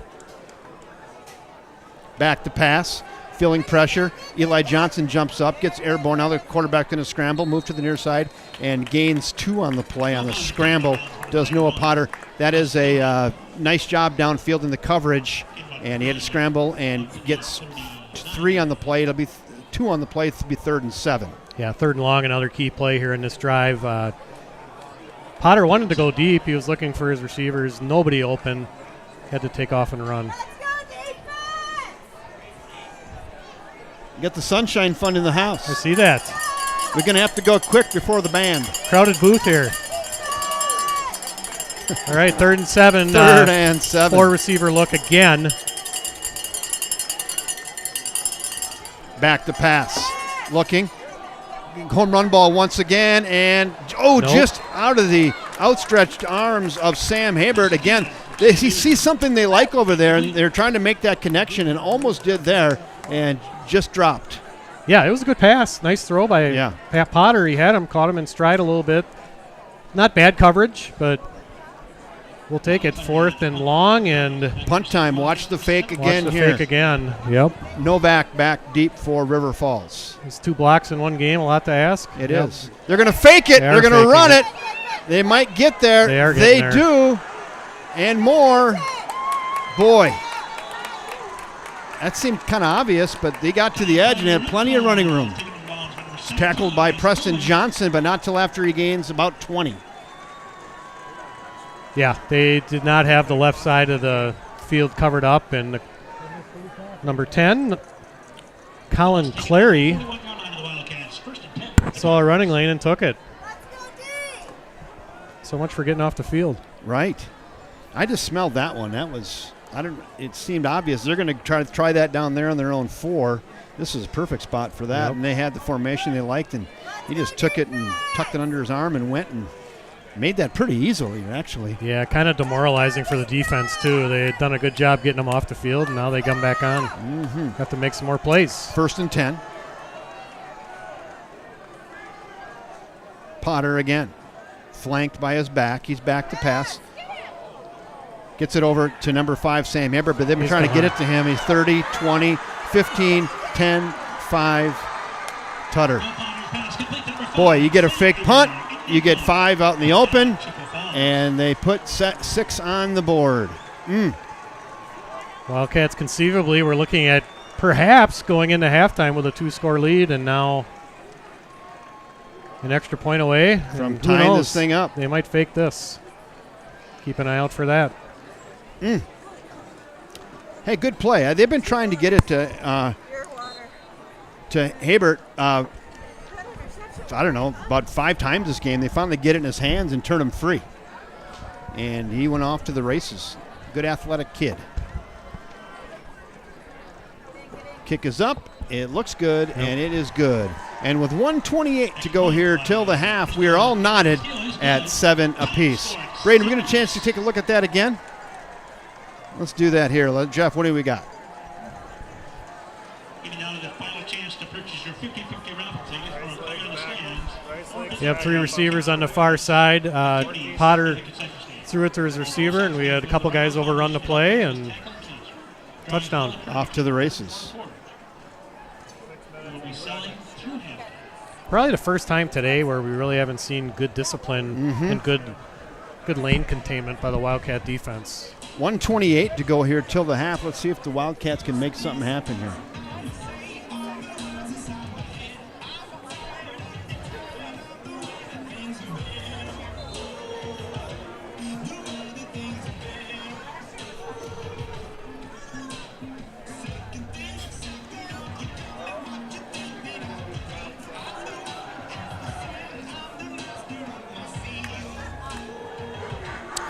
Still time.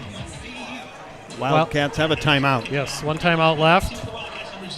No score. You see how aggressive they are. There's no score. Kick is away. It goes far side. Burke runs it out to the 30 and met by a few white shirts there. And nice return by Charlie Burke, and about a 25-yard return. And the Wildcats will have 1:23 to go, 70 yards. Yeah, like we talked. Let's see how aggressive they are. Thank you, Rachel. So it's Habert. It's like the professional athletes. Habert. Right. Let's go back with Habert. That was an NFL quarterback, I believe. Bobby Aber. That's it. So we'll go right with that, Rachel. Yeah, old school. That's the kind of New Orleans information we love. All right, 1st and 10. Now we got a whistle and a timeout, Chippewa Falls. Timeout, Chippewa Falls. So that will give us a second to go look at one of First National Bank's new commercials. Let's go with the 32-second one.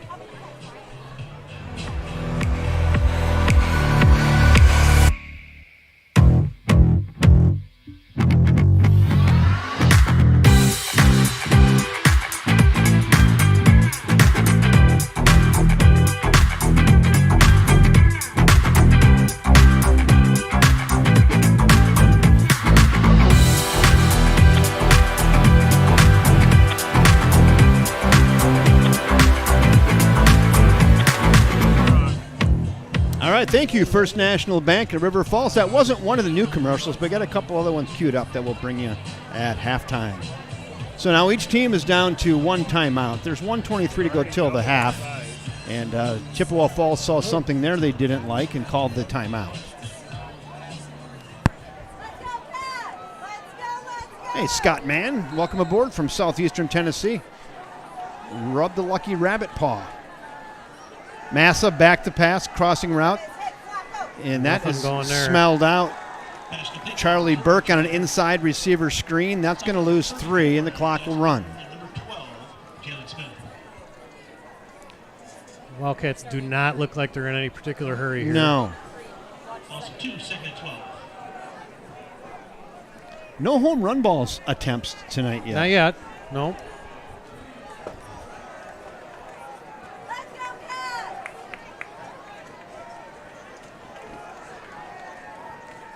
Back to pass. There's a rainbow, No. and that one is going to fall incomplete, and the clock will stop. Pretty well covered over there by Sam Aber. Yeah, at this point with 43 seconds left, Kevin, the Cardinals do have a timeout left. If They're going to make Wildcats punt here if they don't get it. Yeah, they're going to get a chance to score again unless they get this first down. That's the risk, right, on a play like that.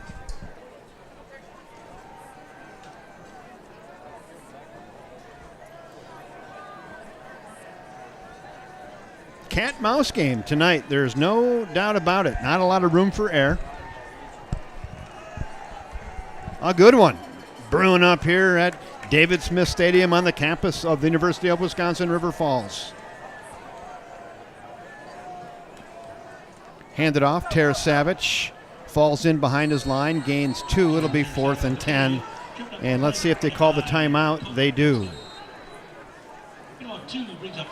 Yeah, that's the risk that you run when you try that second down play that the Wildcats did where they tried to get Novak deep. He was well covered up and stopped the clock, allows the Cardinals to use that last time out, and they'll get the ball back here with probably some decent field position. Yeah. Wildcat offense has not scored yet tonight, Kevin. They thought they scored at one point, but didn't. And they've been a scoring machine all season, they have, right? Yep.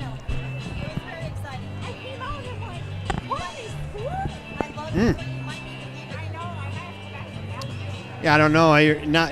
This is not fake punt time here with 38 seconds. You're not going to give them the ball there. You're going to punt it away and punt it deep.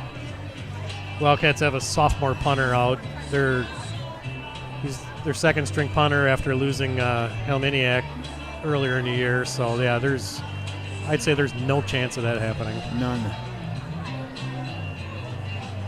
This is Jackson Boland back deep. He's a threat. Yeah, you don't want to kick it to him like I mentioned earlier because we saw what he did. And if you can angle it out of bounds somehow, that would be optimal. But low they're kick, not. Right? No, it does it in the 35. Probably not Hops good. up. Boland's got it on the 25. Jukin, he's jiving and taken down from behind.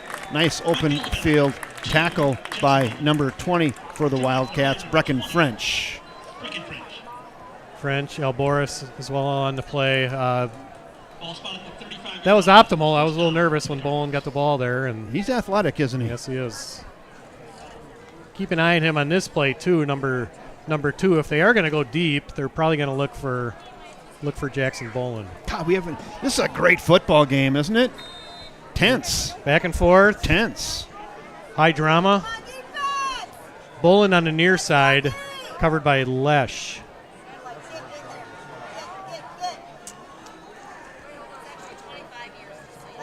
Back to pass. Pocket's collapsing. Now he's just going to scramble as Potter. Thinking about passing. He's over the line of scrimmage. He's not going to be able to now, and swallowed up by several blue shirts on the far side.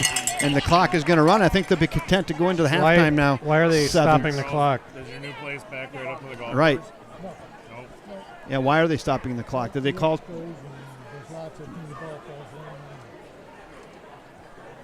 I don't understand that one. Injury? Now they're going to wind it. I don't know why they stopped that. I don't either.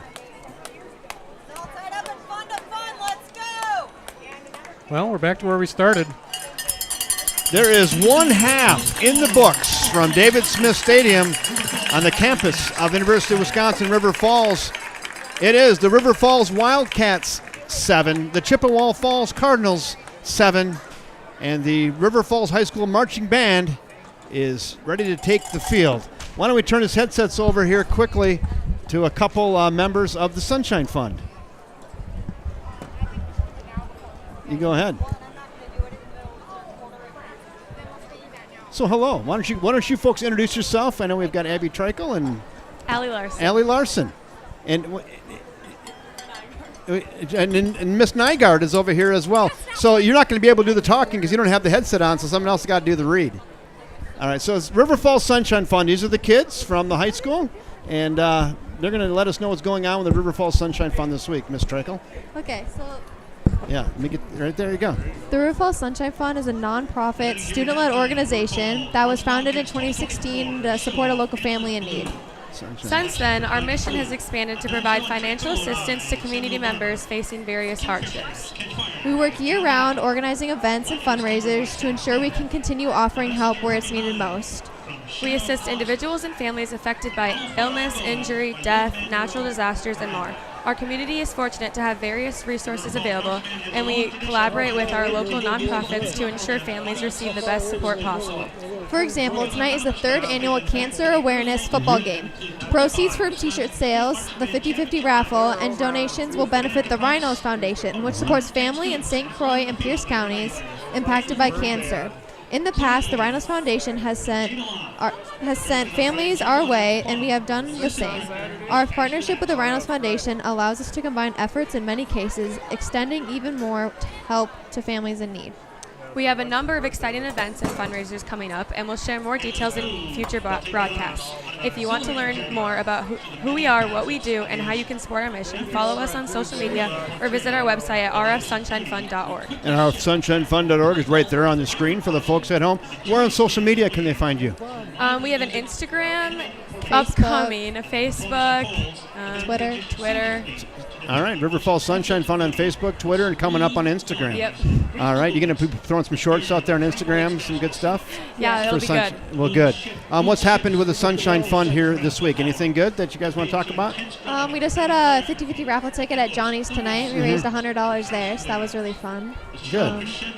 Good. That's about it for this week. Well, that's good. Once again, it's unbelievable that these high school kids are able to come together like you do and help families in need within your school district, and your direct help with that is really, really important to families and your friends in your district. So great job. Keep it up. riverfallssunshinefund.org. Find it within yourself to shoot the lock off your wallet and help these young kids out and families in need in River Falls. Thank you so much for having us. You bet. Thank you, guys. Really appreciate it. Great job. Thank you.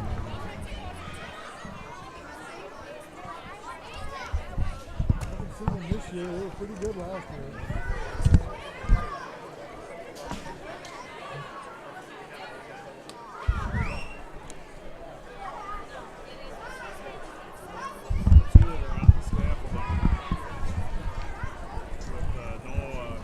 Oh, you go, Jeff. Here you go. Oh, you have it. On there. Somewhat concerning. We have more guests here at halftime. Here at David Smith Stadium, we have a couple of representatives of the River Falls High School Athletic Booster Club. How would you like to introduce yourselves? Yes, sure. I'm Jessica Moquade. And I'm Tara Alboris. Both fine members of the Booster Club Board of Directors. I understand there's a membership drive going on right now. Maybe you can tell us a little bit about it. Yep, we just started on September 1st. We're going through October 31st. And people can sign up for either family memberships, individual memberships, or business memberships. So maybe a little bit of history. How long has the club been around? We've been around since 2016. And money goes to? It goes to support all 22 of our athletic programs. Okay. Last year, I understand the Booster Club gave a pretty significant amount of money to the high school. Yep, last year we gave $54,000. That's a significant amount of money, yep. I would say. Over the last 8 years or so, they've given over $300,000 to all 22 Wildcat sports programs, boys and girls. Any particular items you want to talk about that they've given money to over the last few years? Yeah, we've given, we've done some batting cages for baseball, softball, skate sharpeners for hockey, different practice jerseys for football. Every year we do huddle that kind of takes care of a lot of the sports. Good deal. And if I'd like to join, how do I do that? If you'd like to join, you can go to rfhsboosters.org, and everything you need is there. All right, perfect. Well, thanks for joining us at halftime here. Appreciate Thank it. Jessica McQuaid, Tara Alboris from the River Falls High School Athletic Booster Club. Thank you. Thank you.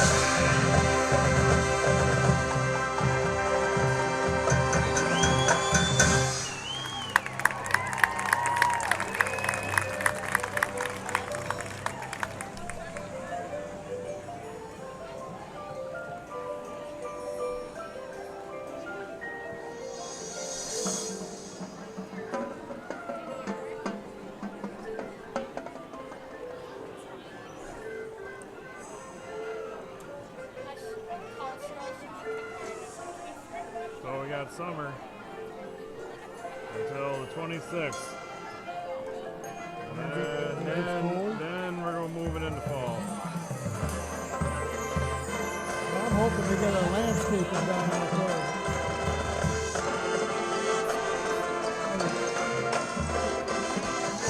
I really hope they get some grass down before. Are you getting sod or getting sprayed? Sod? You gonna need any hoses? No? They got sprinklers in it. Okay. No, this has got an HOA. They mow my grass and keep my snow.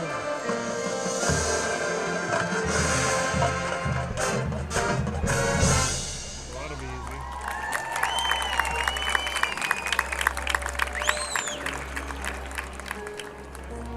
Might be just in time, because from what I've been hearing, we might be in for a big one this year.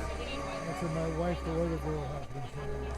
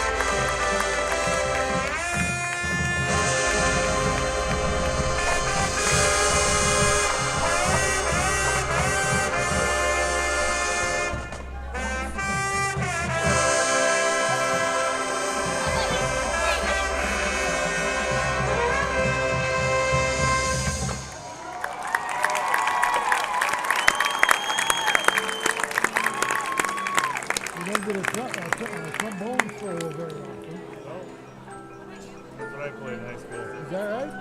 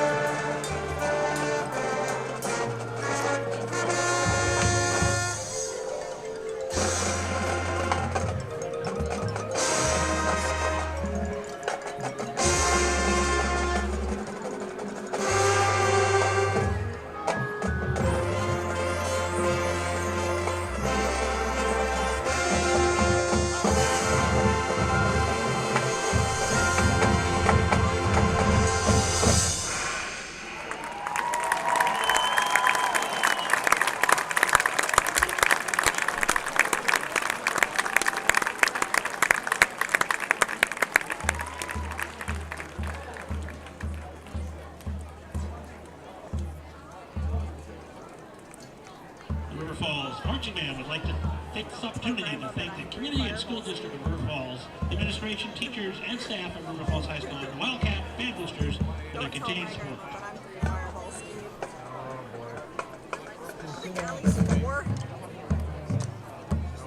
She is. The band will take the show to Boulder tomorrow for a Last competition. time this happened, it didn't result in good things.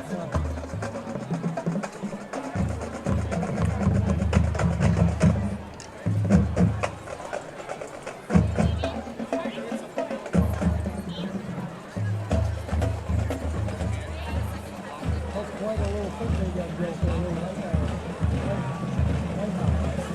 Once again, that's our third annual Together We Fight Cancer Awareness Game. Activities in the spirit blanket raffle are near the concession stand with the 50-50 raffle tickets. These will be sold through at halftime. Drawings will occur between the third plus quarters. You must be present during the blanket and the 50-50 raffle. Again, your final chance is coming up here soon to purchase your tickets How the band for the raffle. Support the Rhinos Foundation effort to help families tackling cancer.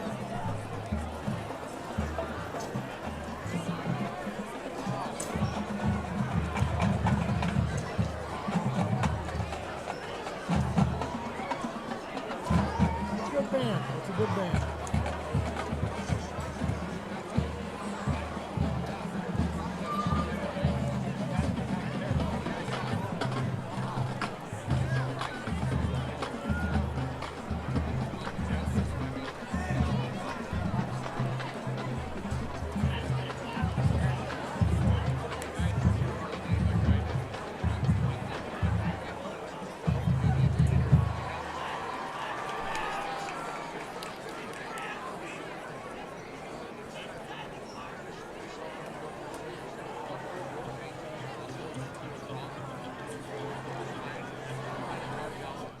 Bit. All right, hello. Welcome back. Halftime. Band is off the field. Got Sunshine Fund. Got Booster Club. Busy halftime. Band, very happy. Yeah, now we probably have some stats. We do. Brought to you by, let's go down there. Let's go up to the top. We'll go stats. Brought to you by Sarah Jenkins with Property Executive Real Estate's first half stats. What do you got, Jeff? All right. Not a lot, actually, because the Wildcat offense has really had a tough time moving the ball. Tito Massa, 8 of 10. That's the good news. Bad news is he's only thrown for 36 yards tonight. Good Cardinal pass defense. And speaking of the Cardinal defense, their run defense has been very good as well. Joe Terra-Savage, who's been averaging well over 100 yards a game this year, 17 carries, 47 yards. That's only 2.8 yards a carry. His longest one was 10 yards. So they have limited Joe and the Wildcat run offense to some very short yardage. They've been clogging the box, haven't they? And they have not allowed him to get free. They have not, and the passing game, like we talked, has not been able to take advantage of it. Charlie Burke has 4 receptions. That's the good news, only for 11 yards. So all short passes. Eli Johnson, the big target of the Wildcat offense, He has 2 catches also for only 12 yards. Preston Johnson, 1 catch for 10 yards. Mason Novak, 1 catch for 3 yards for the Wildcat offense. A couple of big plays that we think back in the first half. Wildcats had the ball all the way down at the 1-yard line very early in the game, and were not able to punch it in or even get a score after that. First and goal from the 1. First and goal from no the points. 1. No points. That hurts. They did get into the end zone, but the touchdown was called back by a pushing in the back penalty. And then they did not score after that. Then they had later in the game, they had a blocked punt where they had the ball inside the 20-yard line, inside the Sunshine Fund red zone. And again, they missed a field goal. Did not score there either. Only score was on defense tonight, the Wildcats. And we do have that highlight. If we want to just run it back with a Leach Insurance look back, we can probably go back and take a look at that River Falls score. Let's see if we can tee it up here. I don't know. Let's see. Are we ready? Let's go. Let's run it back with a Leach Insurance look back right here. Yeah, Eli Johnson got an arm on it. Yep, got a hand on it. Uskard almost like catching a punt and was able to run it in. Good block. If he pushed in the back there. And 7 points for the Wildcats. Here's that fake punt that we had up. We'll go back and look at it here again. Yeah, this was another big play. Wildcats getting ready to score here in the second quarter. Went to the fake punt at their own 4-yard line and were able to convert. But then there was a penalty. Yep, penalty took it back. And they were unable. Then they had a punt. Yep. But then they went back to the fake punt again, Kevin, for the second time, and they also were able to convert that one. Do we have that? Let's take a look. Just kind of run through some random plays here. That's like we did last weekend. Here's this is a touchdown. The Cardinal touchdown. Some good blocks. Missed tackle. Sam Hebert. Yep. Scampering down the far sideline by Hebert.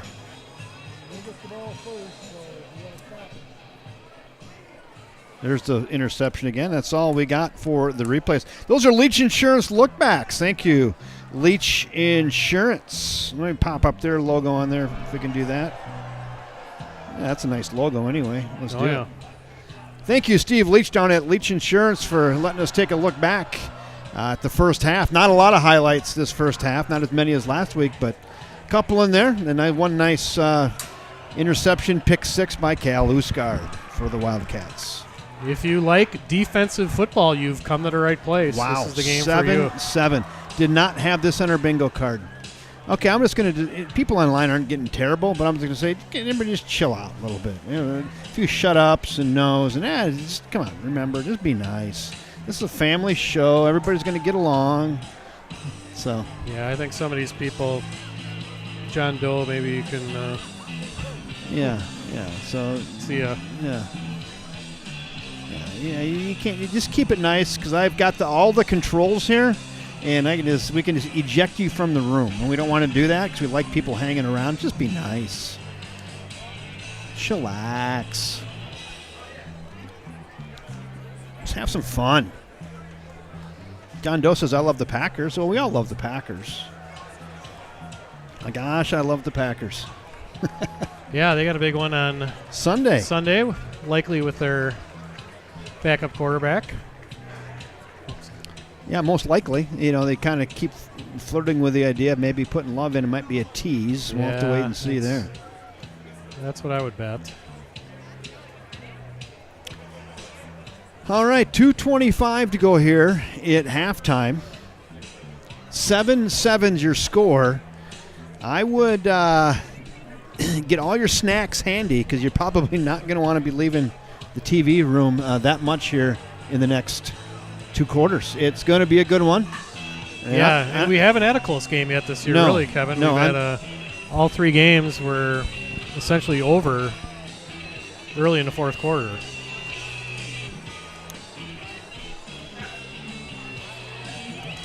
Well, let's see if either of these teams are able to find an answer for their offense and outflank the other team's defense. First half, not so much. Just the one big offensive play by Chippewa Falls to hook up with Sam Hebert on about a 45-yard scamper down the far side. Wildcats will start out on defense here.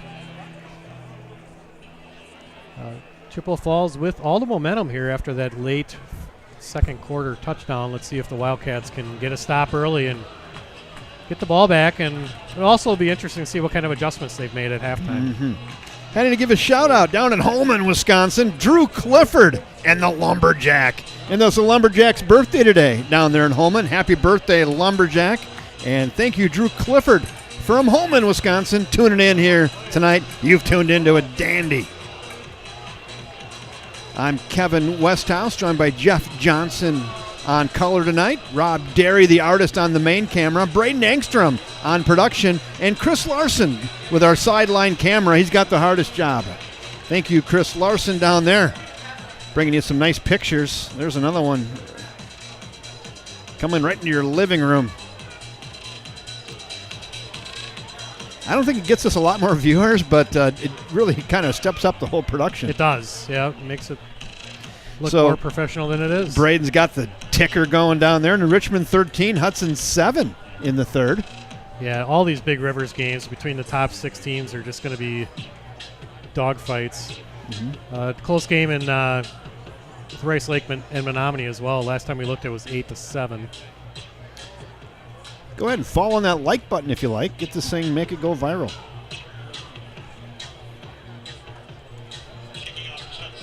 All right, let's put 12 minutes on the clock. Everybody's eager to play a second half of football. We're all knotted at 7. I'm going to ration 1/4 bottle of water. Let's go.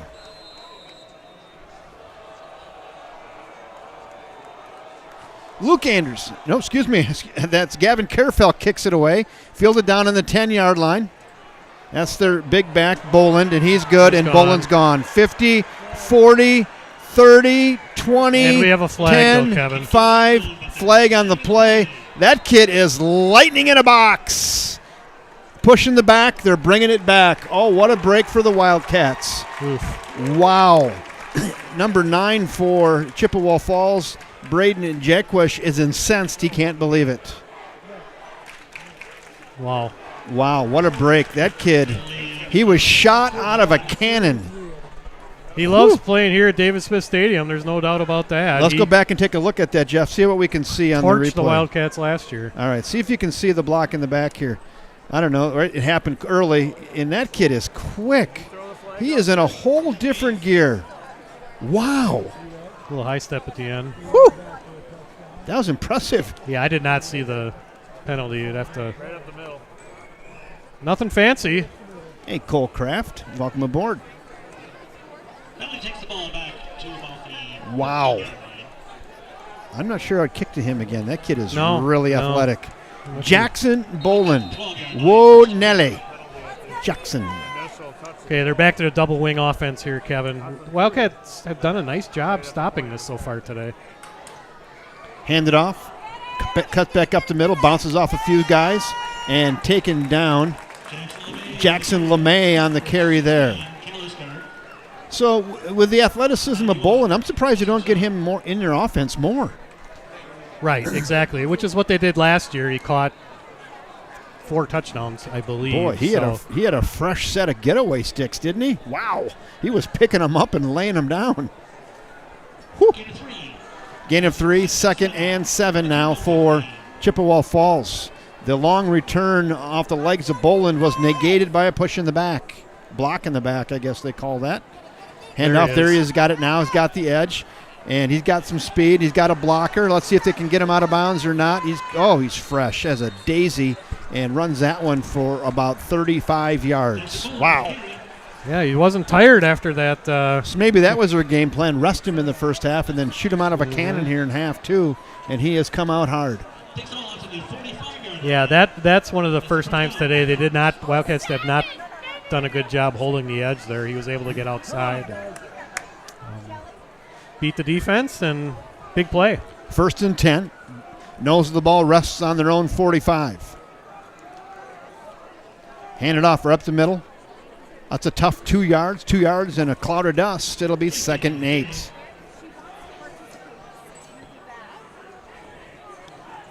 Yeah, the stuff up the middle, Wildcats have done a nice job containing so far tonight. It's just been those edge runs where they've got loose a couple times. And They're able to use their athleticism and really pile on some yards. 2nd and 8. Keep an eye on Boland. He's right of the quarterback. Flanks him on the right.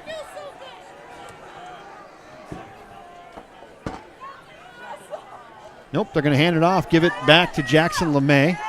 And LeMay for a tough 2 yards. It'll be 3rd and 6. Picked up on the play number 19, Thade Dreyer. Takes it out to the 49-yard line. 3rd and 6. Potentially 4-down territory here. Or if they go in punt formation, they'll just fake it. Fake it again. They've done that twice already. Right. So you got 2 downs to go 6 here. See if they get it in the hands of the speedster Boland. Yep. They do. He cuts it back, bouncing off of players and falls forward. I think he's got enough for 1st down yardage. Falls just onto the line to gain, and gets a 1st down. They're going to move the chains. I believe it's going to be 1st and 10. He fell right on the yard to gain. Yeah, that was a double handoff that time, it looked like, Kevin. They handed it to the first back, and then he gave it right back to Boland and was able to get enough for the 1st down. Chippewa Falls has done a nice job hanging on to the football tonight. Not many bobbles on all those handoffs, which can sometimes be dangerous. There's been the 1 interception, and that's it in the block punt. Boland on the near side here. Nice leg. Hand it off, back up the middle. Wildcats jump on his back and ride him forward for 4 yards. It'll be 2nd and 6.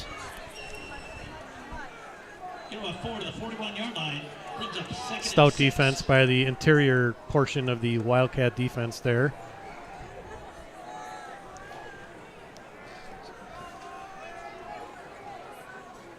Great to have Logan Gore back, number 34. He's makes a huge difference for this defense. And Stelreich and Johnson on the ends is a good look too. Yes. Jumped into the neutral zone. Now they got it to their speedy back Boland. And they just get Boland out in the open field. But not till after he gains 8, they'll move the chains. I thought maybe the Wildcats got in the neutral zone there, but there was no flag. Boland moves it ahead for 8 yards. They'll move the chains, 1st and 10. Yeah, I thought the same thing too, Kevin, but it wouldn't have mattered. It would have been a 1st down anyway for the Cardinals. Cardinals driving here, putting a nice drive together to Real start nice the second drive. half. Couple good ones in a row here. Boland split out way here to the right. Potter hands it off, gives it to LeMay. LeMay working hard, pushed out of bounds after a gain of about 7.5.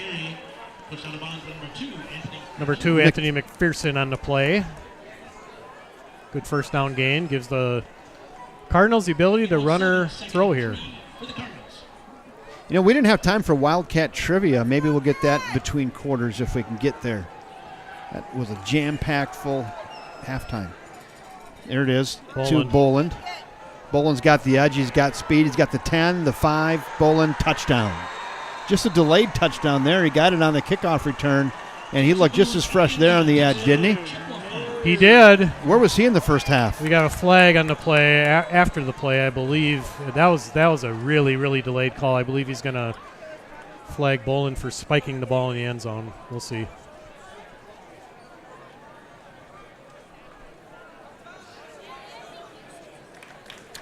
Braden, are we going to be able to go back and look at that one again or not? No. Okay. Dead ball. Yep. So it's going to make the extra point a little bit more difficult as dead ball foul on the celebration type penalty.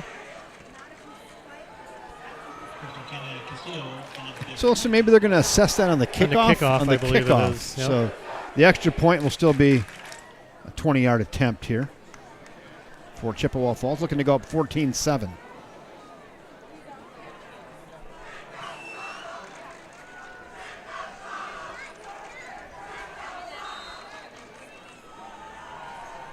Can you give me a number on their kicker? Is that 18 or 48? I literally can't see. Kick is up, and it is good. That's 98. That's Crystal Kenya Castillo. is the kicker. Bangs it through and puts Chippewa Falls out in front now 14-7 with 7:57 to go here in quarter number 3. That was Jackson Bolin showing that drive, Kevin. It was. They found a guy they like. Must like that matchup.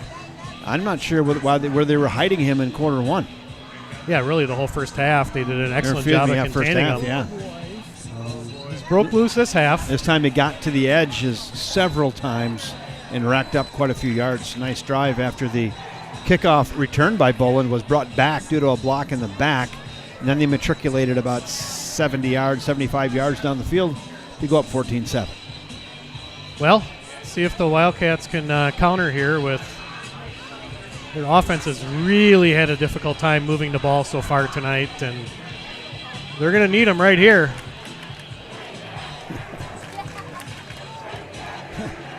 Big Dog says, hey, Kevin and Jeff, people at Floribama are extremely impressed with the broadcasts. You guys need to be doing D1 games. I got a comment. Hey, you guys might want to kill the YouTube comments. Yeah, right. They must have the volume turned down is all I can think. Field at the 25, moves it up to the 30, bounces it to the outside. Got a little bit of a lane, cuts back the speedster. Charlie Burke moves it forward to the 45-yard line, and pretty much like all night, Jeff, we've had great field position. Yep, from the beginning of the game till now, they've had a lot of short fields to work with and just have not been able to take advantage of them at all. Well, you got a counter here, right? The Chippewa Falls Cardinals come out here in the quarter 3 in the second half, and they just punch River Falls right in the jaw, and let's see if they can counter back here. Yeah, we'll see what kind of adjustments they've made at halftime. I formation. Tarasavich runs it forward, cuts back. Boy, that's a good, hard run there. Maybe one of his better runs. Gains 7 on the play. Yeah, it really was. I wouldn't say the blocking was fantastic on that play, but Joe found a good lane to run through and was able to get a nice gain for first down and puts him in some real nice position here. It looked like he had fresh legs there. He had very good drive and good lean forward on that and pushed the pot. 2nd and 3 now for River Falls. They've got over the 50 just on the first play. Eli Johnson, tight end here on the near side. 2 receivers up top. Still sticking that I formation. Give it to Tarasavich. Cuts back. He's got first down yardage and a little more. Nice 5-yard gain by Joseph Tarasavich. Move the chains, River Falls. Yeah, that's one of those rare runs up the middle, Kevin, that have actually worked out in the Wildcats' favor so far tonight. Ran behind the right guard and center and was able to gain 5 yards for a big first down. Yeah, a couple people getting a little sassy. We got Run them. Run them. You're out of here. Don't come back either. Right. 1st and 10. Wildcats sticking on the ground. A couple nice run plays here by Tarasavich. Play action. Roll out. Look out from behind. Got a man in the flat. Eli Johnson caught. Really nice pass. Really nice catch by extended arms of Eli Johnson. Gained 15 on the play. Really nice looking play, and that's just a nice execution, and then nice job by Eli hauling that in. Yeah, nice pass is right, Kevin. Tino has been mostly a pocket passer this season, but that time they got him out rolling to his right and was able to get his feet set before he threw the ball and hit Eli right in stride, and that's the biggest play of the game for Eli Johnson so far tonight on offense. We're headed towards the Sunshine Fund Red Zone. Sponsored by Jenny Rivard of State Farm Insurance. We're not there yet. Still 9 more yards to get there and 29 yards from the promised land. Massa under center. Tarasavich runs right up the guts. Gains 5. Just banging helmets. 42 dive for 5. Another strong run running behind Brooks Rivard, Griffin Klecker, and Vince Anderson. Wildcats have something cooking here. I don't know what they've adjusted at halftime, but they're getting a few more blocks and getting some more yardage here at the line of scrimmage. Now they've got 7 in the box. They'll hand it off Tarasavich. And in from behind is number 20, is Drake Dakin and he gets in and gets Tara Savage's legs from behind for essentially no gain. It'll be 3rd and 5. Yeah, Dakin was unblocked that time and was able to get inside the backfield and grab a hold of his legs for a loss, putting the Wildcats in 3rd and 5 here. 2-down territory for sure. Oh, definitely. Nose of the ball's now on the 25-yard line.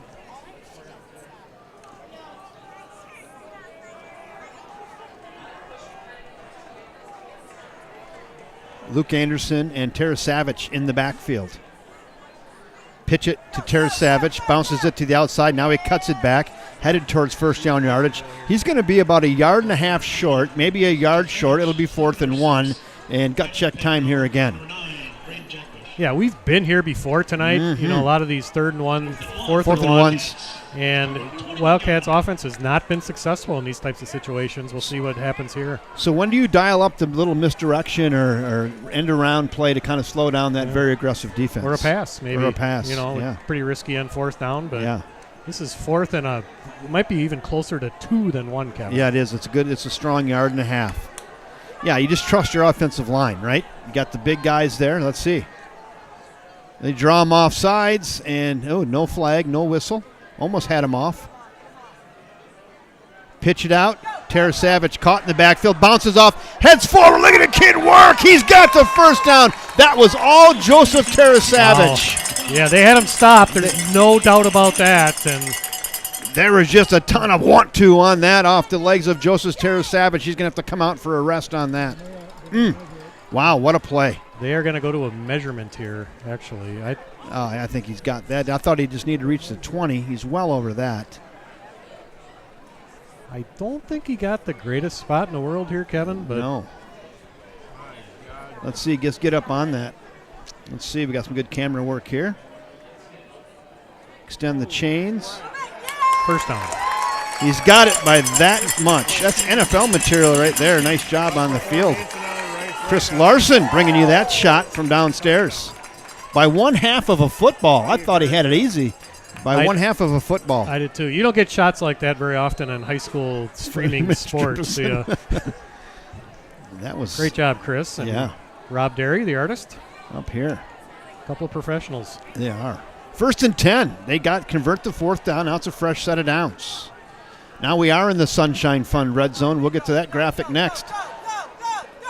Charlie Lesh spins forward, gains 6.5. Charlie Lesh, the junkyard dog, for 6. Sunshine Fund red zone. We're there. Sponsored by State Farm Insurance, and Jen Rivard should be contributing $1,000 to the Sunshine Fund here at the end of the season. And every time we get in here, we'd just like to tell everybody that she's doing that. And thank you, Jen Rivard of State Farm Insurance. Good tough run by Lesh. They've been limiting his plays on offense due to the fact he's out in the field on defense all the time. Pitch it out again. He's got the edge. Being patient. Now cutting back. Runs forward, and Lesh gains another 4 yards. He's really close to 1st down yardage. He's going to be just short. It'll be 3rd and 1.5 yards. Yeah, a little different type of runner than Tara Savage is Lesh. Good change up a little bit. He's been effective so far in the last 2 carries. Gives him another 3rd and short. 3rd and short. Boy, nothing's coming easy tonight, is it, Jeff? No, it's not. The Cardinal defense came to play, and they're going to have to earn everything, especially down here on this part of the field. 3rd and a long yard. Charlie Lesh. Play action. Roll out. Got a man in the flat. Caught. 5 touchdown. Luke Anderson. Luke Anderson on the pass and catch. He got loose in the flat, and Massa put it right on Luke Anderson to put 6 on the board for River Falls. That's putting a heck of a lot of trust into a sophomore there, and good route by Luke Anderson. Tino put it right on him, and Luke did the rest. Good, tough finish to the run, and 6 points for the Cats. We're going to get a chance to go back and take a look at that after this extra point attempt by Gavin Carafel. It's a big one.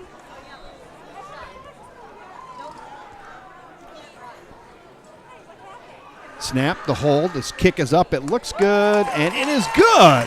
And with 3:11 to go here in quarter number 3, we are all knotted at 14 apiece. And let's go back and let's run it back with a Leach Insurance look back. Yeah, I don't think the Cardinal defense expected this. The Wildcats have been running almost every time on a situation like this. And there's Luke Anderson, the fullback, went out in the right flat, basically was uncovered, caught the ball, and did the rest.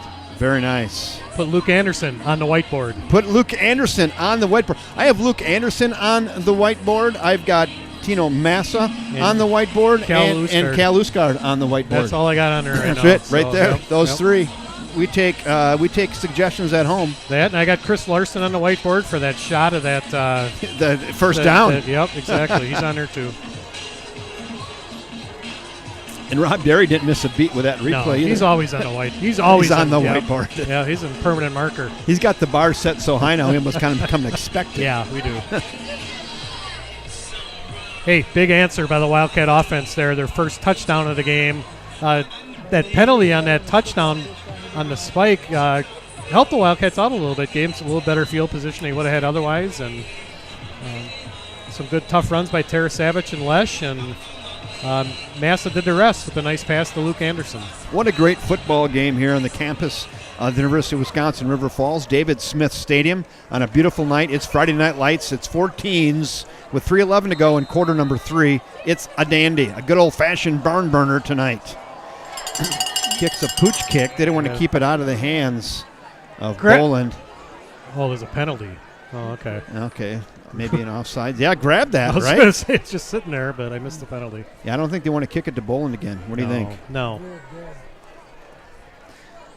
Someone said put Jackson Boland on the whiteboard with a wink. Yeah, right. Yeah, for sure. The penalty's on the Wildcats for something.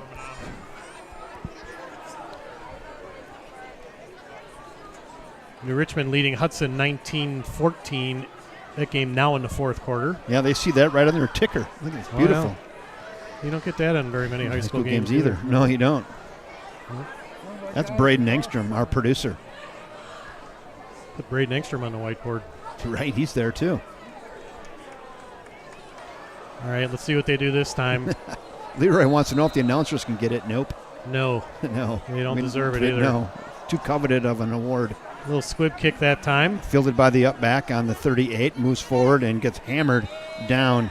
That is Owen Hediger that returned that, and we have an injury on the play. That's Preston. Preston Johnson is down on his back. And now he's sitting up. That's good.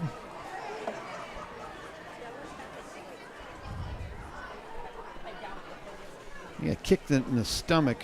Is that what it was? I don't know. He's kind of holding his right arm a little bit. Maybe he got kicked in the nether regions. That'd be the best thing. Get over that.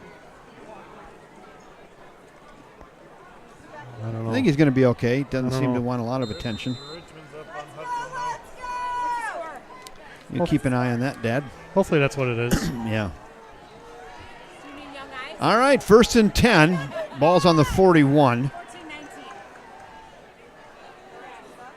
There we give it to their fumble. Ball on the ground. Who's got it? Who's got it? And they're unfurling. Second down. Yeah, we talked about that in the last series. With all those handoffs, sooner or later you might put the ball on the carpet. Want to go back, take a look at that real quick? Let's try.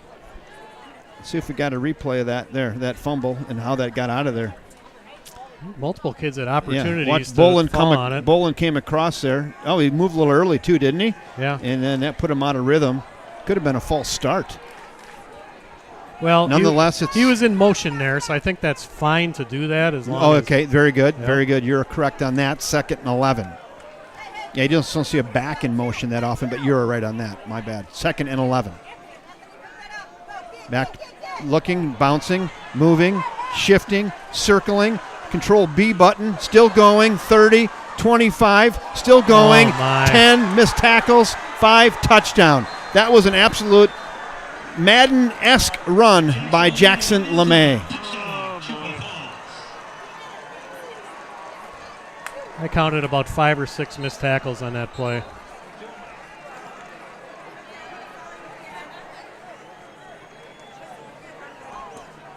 Yeah, many missed tackles, and I tell you what, Jackson LeMay Somebody hit the Control B button a couple times on that and spun out of it and scampers in for a long touchdown. Over 50 yards, I believe, wasn't it? Yep. That was all Jackson LeMay.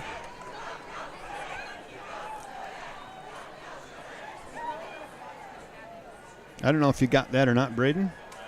No, we didn't. Didn't no, get it. We didn't get it. We don't want to see it again. No.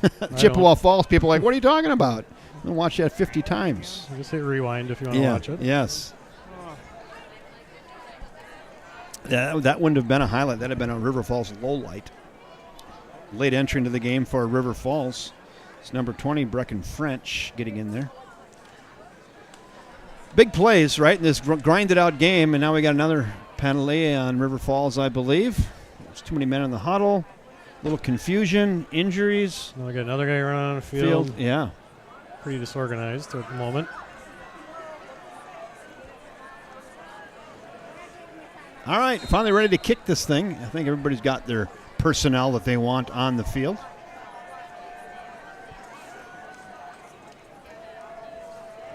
Castillo will kick it up and bang it through. And with 2:04 to go here in quarter three, is now quickly the Chippewa Falls Cardinals 21, Wildcats 14. And I guess everybody saved the scoring for half two. Yeah, a couple big plays there. The play right before that was the fumble on the handoff. Wildcats had an opportunity to fall on the ball and just couldn't hang on to it. And then the next play, boom, Jackson LeMay breaks about 55, maybe something like that. 55 tackles. Yeah, yes, 55 yards and 55 tackles, and was able to get in the end zone. And their skill position players right now are just killing the Wildcats. LeMay and Jackson Bolin, the two Jacksons, and yeah, they're athletes and they're flexing their muscle a little bit right now. Good football team, Chippewa Falls. Good football team, and we got ourselves a good football game.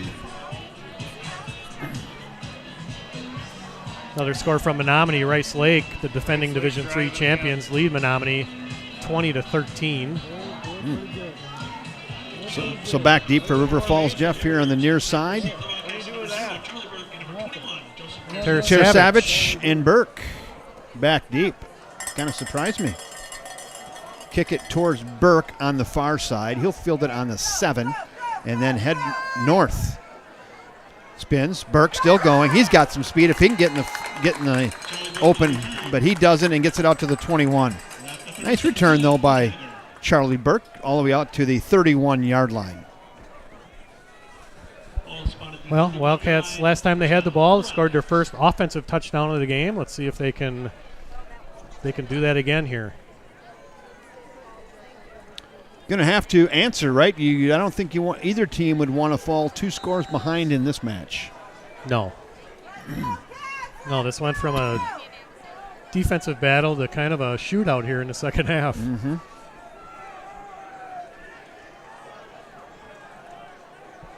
First and 10. Pitch out. Savage moves forward. One of his better runs again tonight. Gains a long 8. Nice first down gain there by River Falls. Yeah, Savage much better second half than he did the first half. He's been able to soften up the Cardinal defense just a little bit and able to gain some nice yardage there in first down.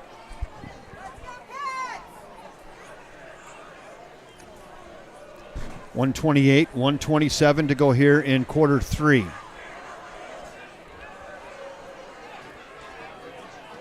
Handoff again, Savage. He moves it forward, past the line to gain. Gains about 4 on the play. That'll be a first down, River Falls. Nothing fancy about that. Just a run right up the middle behind the center and the 2 guards. And first down Cats. He'll come out of the game. Charlie Lesh replaces him. Connor Bamman a little banged up on that. He got run over by about 8 guys. Came off the bottom of that pile as they unfurl, and he's like, what just happened there? But he still stays in the game. Hey, Tammy Yeager, she says, go Cards. Well, yeah, if you're a Cardinal fan, that's good. Thanks for joining us tonight. Pitch out, far side. Lesh Got the edge, got the 50, the 45, keeps his feet. Gain of 13 for Charlie Lesh. Nice gain by Charlie. Charlie looking pretty fresh out there, Yes, he considering is. he's been out in the field for half the game on defense. But good hard run, very decisive. Caught the edge, and big gain for Charlie Lesh in the Wildcat offense. No, he's having a nice night. Not a ton of carries, but been pretty productive on each of those carries for Lesh. And for that, he gets to stay in the game. A couple more of those. I'm going to put them on the whiteboard. Yep. 1st and 10. Wildcats have gotten over the 50. 43 seconds to go here in quarter 3. Need to answer the Cardinals here. Pitch out, far side, trying to get the edge. Lesh again. The 40, the 35. It's a foot race to the sideline and forced out of bounds, but not till after Charlie Lesh gains another 15 yards. Put him on it, Kevin. I'm putting him on the whiteboard. I had the pen out, and I just was going to take the top of that marker off with my teeth, and I'm going to go over here to the board, and Charlie Lesh is on the whiteboard for the grinder. Makes 2 nice runs and gets taken out of the game. Yeah, he's having a real nice game. What he's had, 6 carries, probably for 40, 50 yards. We'll get that at the end of the third quarter. We'll go through some numbers here. 1st and 10. Massa hands it off. Tara Savage, patient behind the backs, runs into a big pile and gains 3. Maybe 2. 2 or 3. Let's see. They'll mark it. That may be the last play of the third quarter. I think it will be. Gain of 2. So as we run out of time here in quarter number 3, it is a Chippewa Falls Cardinals 21, River Falls Wildcats 14. Let's go thank our sponsor and First National Bank of River Falls with one of their new commercials. Here we go.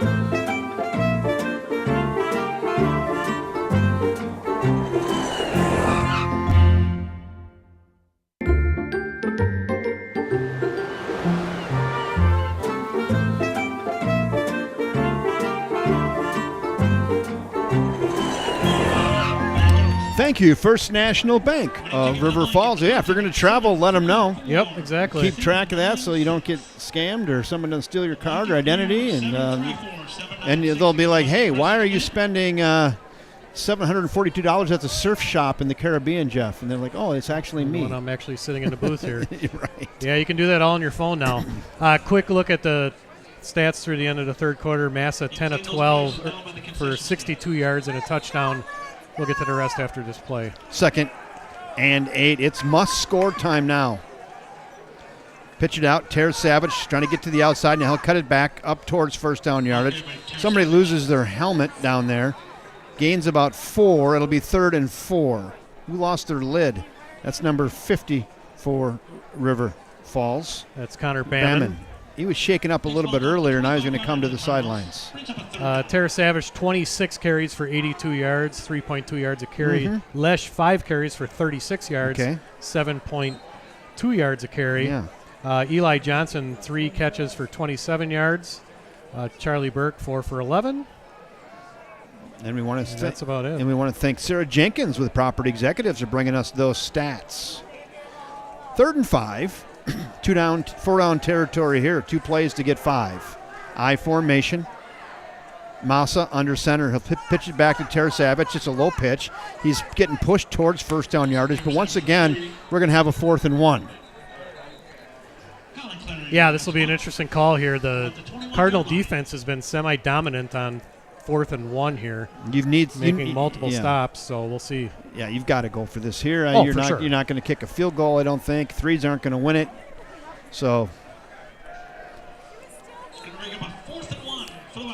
So the Wildcats stick pretty much with a straightforward, straight ahead running. They don't do much misdirection.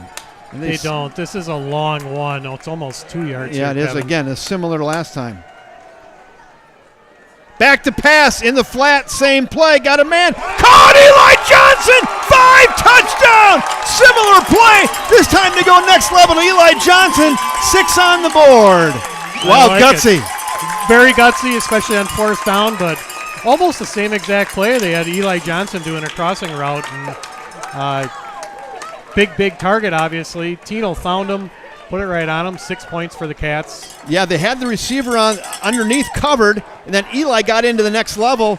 Massa picks his eyes up and says, there he is, my big target. Put it right on him. 6 for the Wildcats. That's huge. Not too hard to find, is he? Woo! Another big extra point. For Gavin Careful, the sophomore.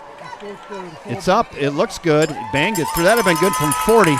And Gavin Careful gets his leg into that. And with 11:06 to go here in the game, it's all knotted up at 21s. Let's go back and take a look at that one more time. I can't wait to see that again. Great job of quarterbacking by Massa and getting his eyes up to next level. Here we go. Here it comes. Yeah, 4th and about 1.5 yards here. Look at how many guys that the Cardinals have in the box here. Almost their entire defense. They sold out for the run. Eli, there he is, caught him right in stride, and 6 points for Eli Johnson and the River Falls Wildcats. Wow, great route running there by really the was. receivers. Tino did a nice job of leading them, and yeah, you saw Luke Anderson in the flat, but they were on the back of Luke Anderson. He wasn't open. Then he went next level to the speedy and big target in Eli and put it right on him. And I'm going to keep Massa on my whiteboard. He's having a real nice game. he is. He hasn't thrown for a ton of yards, but he's been extremely accurate and efficient tonight. Yes. Look at that. Now we can read it. Yeah, people like the call online. Great call. Yeah.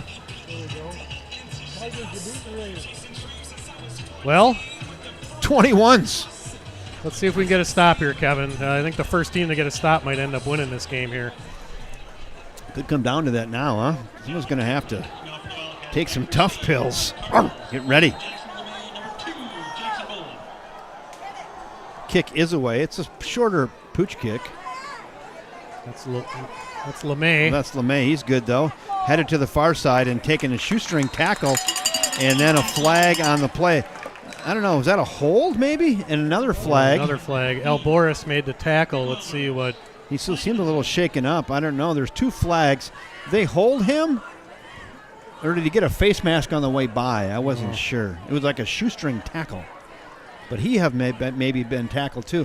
I tell you what, it's kind of been a nemesis for Chippewa Falls tonight on many of these punts and kickoffs and special teams. They've had a lot of penalties, They've haven't had they? some tough penalties. I think both teams had. The Wildcats had a touchdown called back earlier in the game with a push in the back penalty. So Cardinals have definitely had their share, though. Here you are. You got a home game, 21s against Chippewa Falls. I think you got to take that if you're River Falls, huh? Yeah, Right? absolutely. You got an opportunity here to maybe force a turnover, get tough on defense. Referee still conferring. Personal foul. I don't know what that is. He punched his hands together. I don't know what is that. I don't know. There's 2 penalties. 2 penalties on. So how far can you go back? Enforce them both, huh? Yeah, that was almost like the giving him the business call. the old famous, he was giving him the business up in there. 15. Yeah. So I don't know what 2 fists together is. So somebody at home Kevin, can let us know. they're actually enforcing them both. How about that? Wow, all the way down to the 8. And just those penalties on the special teams just absolutely killing Chippewa Falls. So, yeah, someone at home let us know what the 2 fists together, what that call is. Because whatever it was, the referees were not happy. Well, here we go. Cardinals got to go 92 yards for a touchdown here. Wildcat defense has been pretty leaky the last 3 possessions. Let's see if they can get a stop. Yeah, they got to find their first quarter defense again here.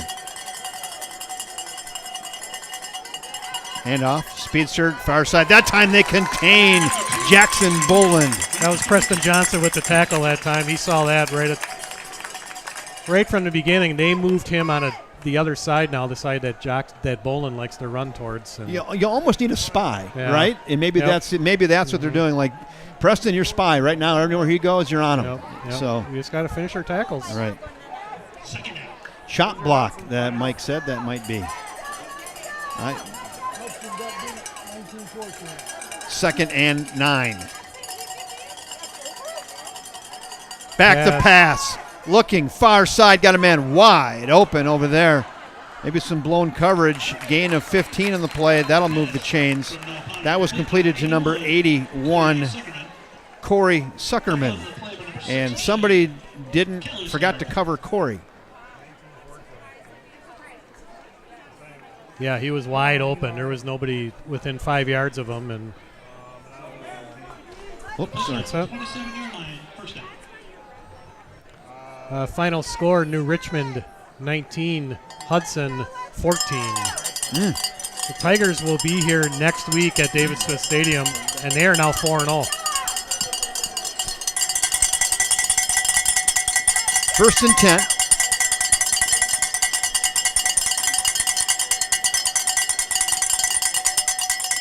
Screen pass far side. The wide receiver screen. Good tough 12 yard. Good tough 7 yards there by number 12, Jalen Smith. We've got Jalen Smith involved quite a bit tonight on offense, and nice first down gain. Gain of 8, maybe 7 or 8. We'll call it 7, 2nd and 3. Cardinals slowly digging themselves out of this big hole that they had. They are a to little start breathing this drive. room out from underneath the shadows of their own goal post. 2nd down and 3.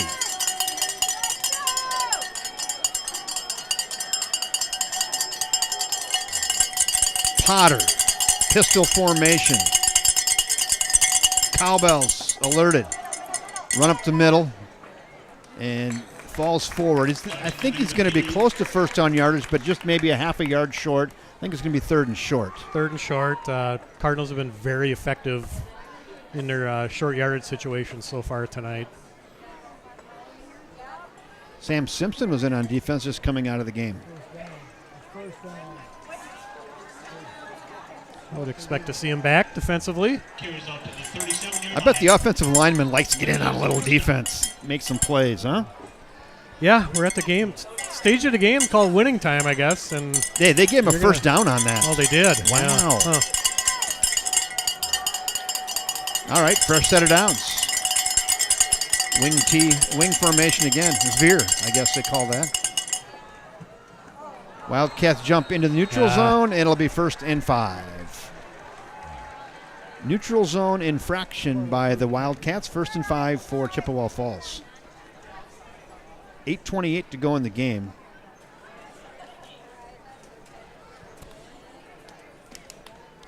It's getting down there. Gonna need somebody on defense to make a play here. Someone's got to step up and make a play. That whiteboard is wide open. Oh, they called that on the offense. Maybe he forced them to jump. I don't know. So I didn't see that. River Falls got in the neutral zone, but he must have been enticed, Apparently, I guess. yeah. Yes. Some Big Dog says Lincoln possibly back next week. I don't know. Yeah, I have not heard that one. He's suited up tonight. He's No. wanted to play, but he's not going to get out there. I haven't seen him out there, no. 1st and 15. That call went against Chippewa Falls. Man in motion. Sweep, patient running. But Eli Johnson in there taking down Jackson Bolin. Big wrap up by Eli and rips him down to planet Earth for a gain of 1, maybe. Again, Eli will get the credit for making the play that time, and he did make a great defensive play, but good lane containment by the rest of the Wildcat defense that time. They strung that right out. There was nowhere for Bolin to cut it up. Then Eli just tracked him down like a hound dog, got on his back and ripped him down. 2nd and 14. Back in the spread here. Potter barking out the signals. He's back to pass. He's looking down the field, down the near side, and good coverage by Charlie Lesh. Chippewa Falls is probably begging for a little contact there, but Lesh right with the intended receiver, Sam Aber. Yeah, it looked like some hand fighting maybe on both parts, and I think that's, I mean, again, we're a tinge biased, but I thought it was a good no call. Yeah. 3rd and 14. Again, if you're looking for big plays in a football game, right? They're all were tonight. Yeah. I mean, again, it's like a broken record. So many good plays in a 21-21 game with 7:23 to go. Scott Mann says, Eli the Eliminator. They definitely use the Eliminator very often. Also got a nice touchdown tonight, too. Here we go, 3rd and 14. Boland on the far side. Watch for him. Bring this right into your living room. 3rd and 14. Noah Potter barking out the signals, trying to get him to offside. He can't do it. Now he's going to go near side again. Same play. Got a man. Caught. Went right back to it, and that time they finally hook up with Abear. That's like the 5th time they've tried that, and they finally hit it. Yeah, they tried it several times in the first half, too. Yes. Kevin, you're exactly right on that, and they finally were able to connect. Heck of a throw by Potter. Put it right on him. And, he did. Nice catch and stride by Abear, and that could be your play of the game right there. Abear, I'm sure he's in the huddle going, just keep coming to me. I'm going to get this. Keep coming, and they do. And that time, a nice hook up there for about 50 yards and a 3rd and 14 and a huge play in this football game. Gut punch to the defense as well. Back in the double wing. Handoff. Big guy's got it. He's juking. He's jiving. Breaking tackles. And Jackson Boland heads forward for about 11 yards. 1st and 10. Boy, he gets any freedom at all, and he is tough to bring down. Yeah, and the defense looked a little demoralized going into that play. You know, they gave up a big play on 3rd and 15, and another big play on 1st and 10. So inside the red zone now for the Cardinals. They are. Knocking at the door. All knotted up at 21s. Turnover? Yeah, they've gotten one so far tonight, but the interception run back and the block punt too. Noah Potter now up under center.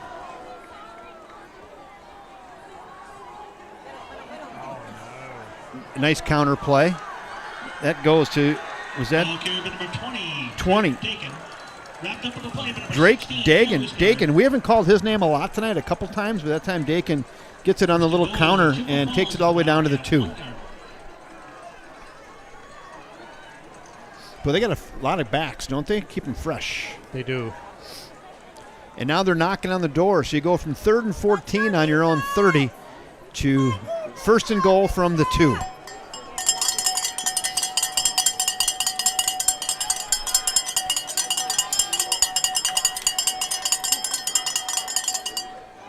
Potter keeps it.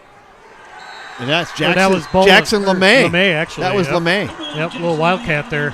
Yeah, little LeMay. Jackson LeMay on the Wildcat direct snap. He just runs it in off tackle.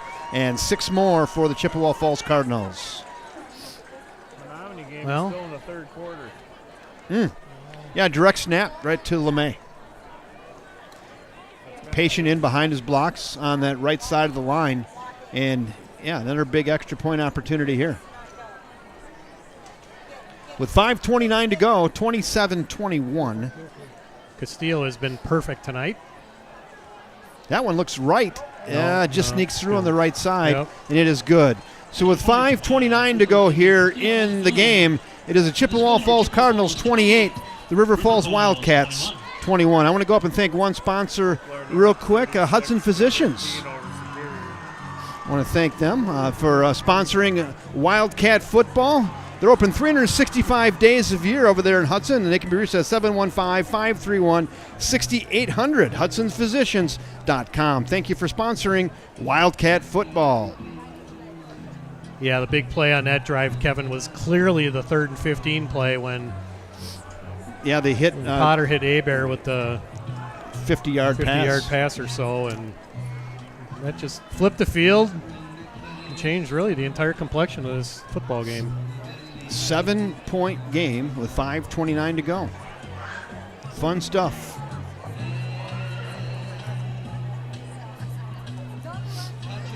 Well, 3 timeouts, 5.5 minutes. Obviously, plenty of time to score here.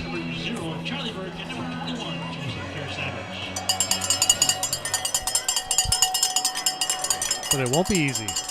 No. This is why high school football is fun. Glad to be part of it. Just to get to sit here and watch the game, call it. Oh, bobbled. Burke's got it, and you better just go down. Yeah, that was danger, Will Robinson. Danger. Charlie Burke tries to field that on the fly, got it up on his fingertips, was just able to reel it in before he got himself in big trouble. Yeah, that could have been a disaster, Kevin. Yeah. Thankfully, he retained control of the football and 76 yards here needed by the Wildcats. With 5:25 to go, again, clock's not a factor here. We got 3 timeouts and plenty of time.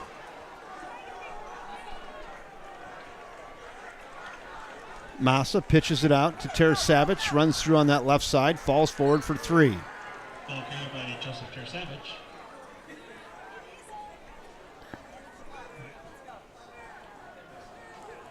Second down and 7. They break huddle quickly. Not in any hurry-up offense yet, but a little pace on them.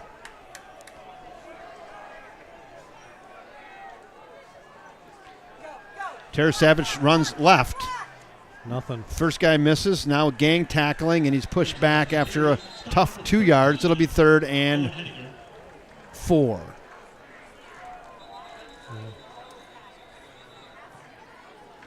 I think we have a injury.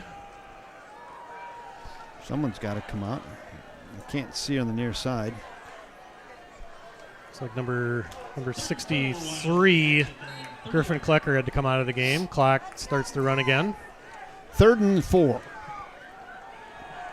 I don't think you want to punt it away again. No. Nope. 3rd and 4. Who's in the green shoes here on the near side? This is Cal Dumond. They're going to run it, No, and he falls nothing there. forward. Gains 1. It'll be 4th and 3.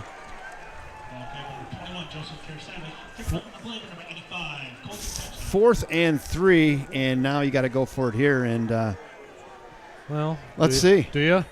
I think you do. With 4:04 to go, you got 3 timeouts, but I don't know if you want to give the ball back to Chippewa Falls. Have they been stopped here in the second half? I don't think they have. No.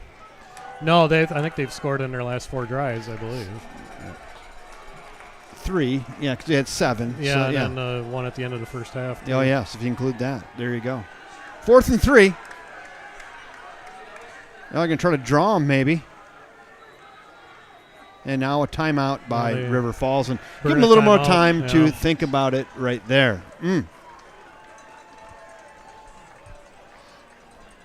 Yeah, it's tough. 4th and 4. I think Chip can afford to be pretty aggressive here defensively. Yes, I think so. If there's ever a time for a blitz, this is probably the time for the Chippewa Falls defense. So I'm going to go here. We got a little Wildcat trivia. So let's go back 25 years, 1999 football season for the River Falls High School Wildcats. And that season, the Cats finished 3-6 and beat Hudson 17-14 for the Little Brown Jug in 1999. And they finished the season against Chippewa Falls Cardinals. The question is, who can share what's significant about this game against the Cardinals?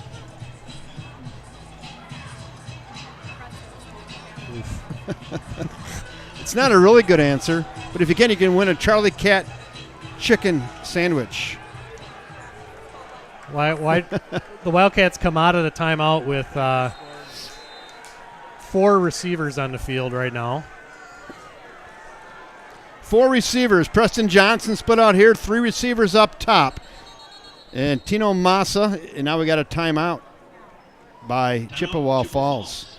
So what happened in the 1999 River Falls High School football season against Chippewa Falls? If you just give me the score of the game, then we'll talk to you about what happened. And let's go and play that. Put the graphic up for Tarnation Tavern. Oh, there it is. There it is. Right there, playing for one of those delicious Charlie Cat chicken sandwiches at Tarnation Tavern. Look at James Linehan, 69-0. Scott Gavin got it first. Scott Gavin, 69-0 loss, and that's accurate. was a single game deficit, largest Yeesh. single game deficit in school history. That's not really that. 69 to nothing. Nothing. Last game of the season. It's the largest single game deficit in school history. Scott Gavin will make sure Fred Barr knows, and you get yourself a Charlie Cat chicken sandwich. That's not that cheery of a trivia question. Thank you, Jeff Bjork, for putting that together. 4th and 3. Different formation this time. We got 3 receivers out in the pattern. Tino Massa back to pass. Going for it all. Got Novak caught on the far side. Great route by Mason Novak. Oh, baby. Gutsy. It really was. It was Wow. a heck of a throw by Massa. by Tino that time. In about as high of a pressure situation as you're going to see. Wow. Scott Gavin says, I may or may not have been on the field for that game. That's funny. 1st and 10. That's funny. Wow, what a play. Hook up Massa to Novak. We haven't called Novak's name a lot tonight, have we? No. It's his first reception, potentially. 1st and 10. And now we got a flag on the play. What do we got? A little movement, maybe? Timeout. Timeout. Falls. Chippewa Falls. That'll give us a chance to go back and take a look at that really nice 4th down play. Okay, we'll get it. Right here it comes. Gutsy. Here it is. Tino in the Pistol. on the top of your screen there. Had him the whole way, didn't he? Yep. And, boy, really well covered, but dropped it right down the stovepipe. Dropped it right in there. And nice pass, nice catch. Yeah, the Cardinals can't be disappointed with their coverage. They covered that about as well as possible, and it was just real good throw, real good catch. Good play design. Still in the 3rd. Jack Rock and Gavin Clay walking from Eau Claire. That a baby. Glad to have you. 1st and 10, fresh set of downs with 3:31 to go. This thing is an absolute nail biter.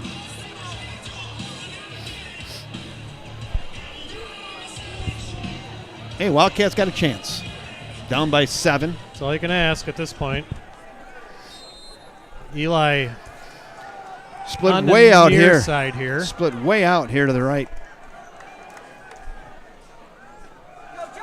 Go Joe Tarasavage. Still on his feet. The 45 cuts back. The 40 puts his shoulder down for another 5 yards. Joseph Tarasavage with his best run of the night for 19. By far his best run of the night. Again, exhibiting the good balance that he does and punishing finish to the run, getting some extra yardage, moving the chains inside the 35-yard line. They had him wrapped up at about the 10-yard mark, and then he just got free and then put his shoulder down and was a tough last 5 yards. 1st and 10, 35-yard line, 3-minute mark of the game. Massa under center. Give it to Tarasavage again. And that time he's bottled up after he gains 3. 3 is a pretty automatic number on that side, but not too often he's able to get through that first layer. No, it's been tough sledding tonight for Tarasavage, and other than that run 2 plays ago, Cardinal defense has really been fantastic stopping the run. I agree. 2nd and 7. How have we been at 2nd and 7 a lot tonight? We have been. 2 timeouts left for River Falls. 2:22 to go. Pitch to the near side. Nothing. That was Lesh, wasn't it? Or the Tarasavage That was Tarasavage again. Okay, it was. Colin Clary really was. made a Thank nice play from his linebacker spot there, and now we're back to 3rd and long again. We lost yardage on that play. 3rd down, Wildcats. Inside of 2 minutes. Yeah, when does clock become a factor? You know, you still have 2 timeouts. Man, it's becoming a factor a little bit. I think you got to move with a little more urgency now. What do you think? 3rd and 9. So too. You got 2 plays. You need to get these plays, and then you're going to be urgent. 143, 142. Still got 34 yards to go to the promised land. Back to pass. Crossing route. Intercepted! Chippewa Falls with the interception down the far side, returning it all the way back. 30, we got a flag on the play, still on his feet, down to the 10. And guess who, Kevin? Jackson Boland. Boland. Yeah, he was spying there and cut right in front of that and read it the whole way. And Boland with a real nice interception. There's a flag, but after the possession change. That one hurt. Yeah, that may do it. That's a chop block against River Falls. Do we have that to go back, take a look at that again, that interception? We might. Let's see. Yeah, watch Boland on this play. He just undercut the route, playing from his safety position, and fastest guy in the field. Good a coach. He's sending him home. Boom, go, baby. Yeah, that kid's really good. He's really good. Going to Augustana to play college football.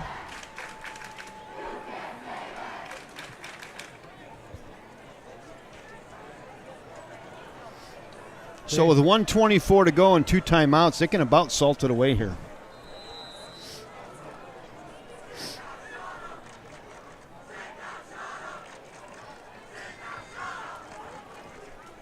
So that always makes the Grinder Award a little less. Yeah. Unless we save it for a winning game. I don't know. We could do that. Yeah, it never feels right to do that. No. So I'm with you on that. Up the middle, touchdown. Was that 34? For Jackson Martin, one of their 3 or 4 or 5 backs they got, and Martin busted up in through a pretty deflated defense and put 6 more on the board for Chippewa Falls.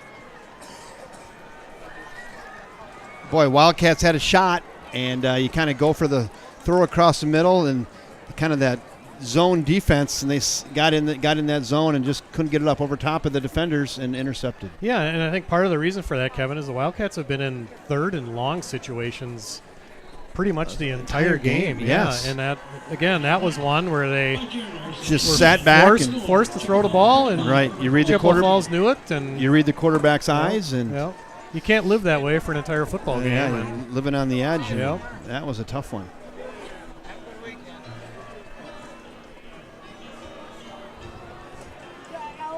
Yeah, plenty of opportunities for sure during this game. They going all the way back to the first half. They had a possession where it was 1st and goal at the 1 and did not score at all.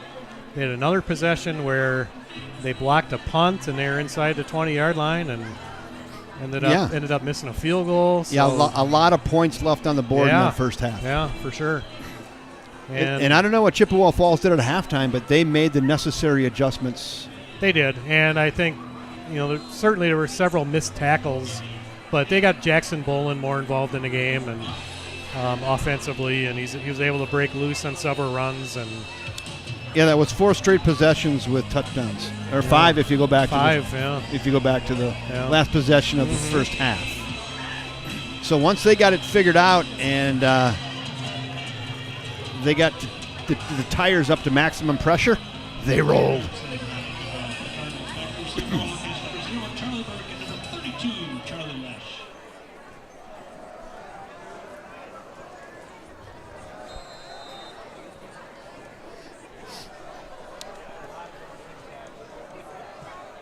Slow squib kick. Fielded at the 20. Get down and take your 116 and see if you can pull a rabbit out of a hat. 2 timeouts left for the Wildcats. Just a bit over a minute left in the game here. They'll need to go almost 80 yards for a touchdown here, and they're going to need to score quickly. Let's see.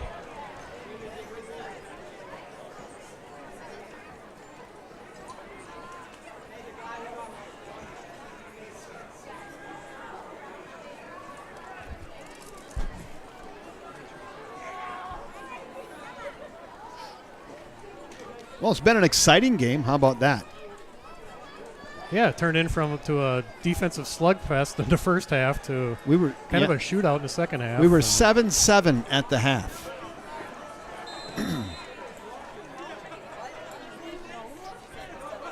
Four receiver look this time. Eli Johnson in the slot.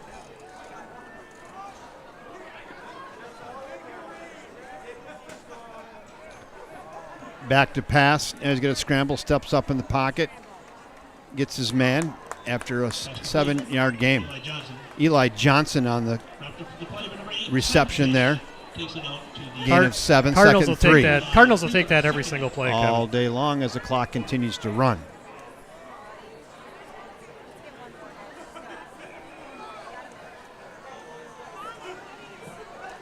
Threw that a little bit behind Charlie Burke. Sat down there in the zone and just threw a little bit behind him, incomplete. Not often do you get to say a bad pass by Massa. That one was definitely behind him there. On the interception, it wasn't a terrible pass, but it's pretty good defense getting in and cutting that route. It was, for sure. That's by an all-conference defensive back there in Jackson Bolin. Yeah. So. And Massa will watch that game film and just learn he's got to put a little more air on that through that zone.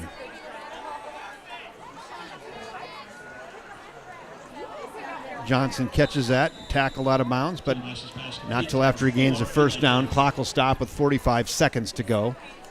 Fresh set of downs for River Falls. Takes it out to the 38-yard line. First and 10, Wildcats.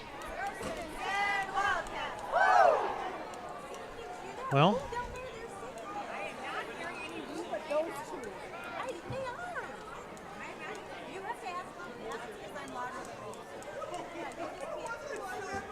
a lot of underneath stuff. The Cardinals are more than willing to allow the Wildcats to do that. Need 14 in 45 seconds with 2 timeouts. Rolling out to his left. Caught far side. Flag on the play. Gain of 9. And flag on the play. Potentially a holding here right in the pile. Pass complete to number 0, Charlie Burke. Stop at number 12, Jalen Smith. Flag on the play. Holding offense. Connor Bamman is playing, and he's playing well tonight, but you think it's a little dinged up. Yeah, he's kind of come in and out a few times tonight. And been a tough physical game up front, both teams. Holding against the Wildcats. Well, I hope you folks at home have enjoyed this game tonight. You're on River Falls Sports Broadcasting.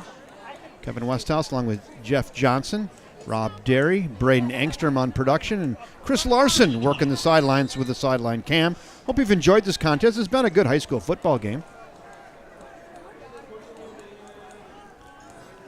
Massa through the hands of Tara Savage. Excuse me. Yep. And in and out of Tara Savage's hands and incomplete. In 28 seconds. Second and 20. Forever. Second and Prescott.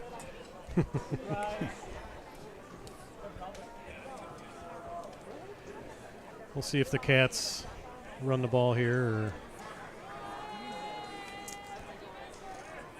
tough one tonight for the Cats. Character builder, is that what you call these? Yep, for sure. It's not going to get any easier next week. We'll go through that in a second here.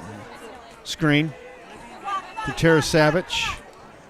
Runs it forward and taken down after a gain of about 7. Let's see if Coach they're going to let her run, I think. Does not opt to use his timeout. That'll do it. That will do it. Clock is going to expire, and the Chippewa Falls Cardinals are going to get out of here with a really tough fought 35-21 victory over the River Falls Wildcats. Yeah, it was a tale of two halves, I think. The first half, clearly the defense is dominated on both sides of the field. River Falls had 2 opportunities to score, where they're one time at the 1, another time inside the 20.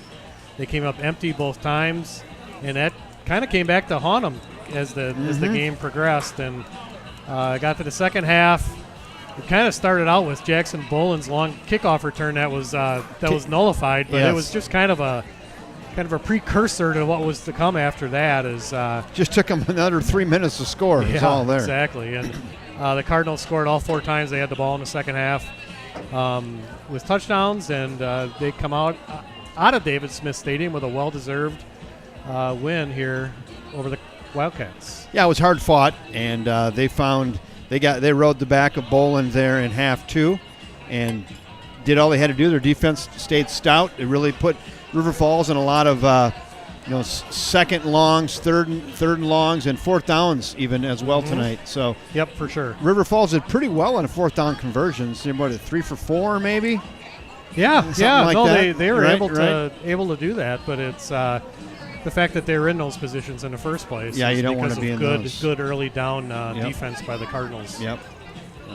Well, it does not get any easier next week, Kevin. The Wildcats welcome in here New Richmond. The Tigers are 4-0. They knocked off Hudson tonight by a score of 19-14, and not to scare any Wildcat fans, but New Richmond last week beat these very same Chippewa Falls Cardinals by a score of 32-7. So they are kind of the real deal, aren't they? Yeah, they're the real deal. We're going to see a lot of real deals as the season goes on. Rice Lake, I see, is a winner tonight at Menominee. They're undefeated. They come in here in a few weeks as well. We have to travel to Hudson in between. So doesn't get any easier. It's a gauntlet that they're in the middle of right now. It is an absolute gauntlet. They're going to have to find a way to get some wins. Yes. You need 4 conference wins to qualify for the WIA playoffs, and it's at the moment they have 1. So it's going to be, like you said, they got 3 tough ones coming up. But hey, who knows, right? You got to play the season, and kids got to dig down and maybe build some character here and find a way next week against what will be a very, very tough New Richmond Tiger team. You betcha. 100%. Tell you what, let's put a big red bow around this thing on. Call her good. On behalf of my great color commentator, Mr. Jeff Johnson, Rob Derry, the artist on the camera, Braden Engstrom produces an unbelievable high school football show, and Chris Larson down there on the sidelines. I'm Kevin Westhouse saying thanks again for joining us, everybody. And until next time, good night, everyone.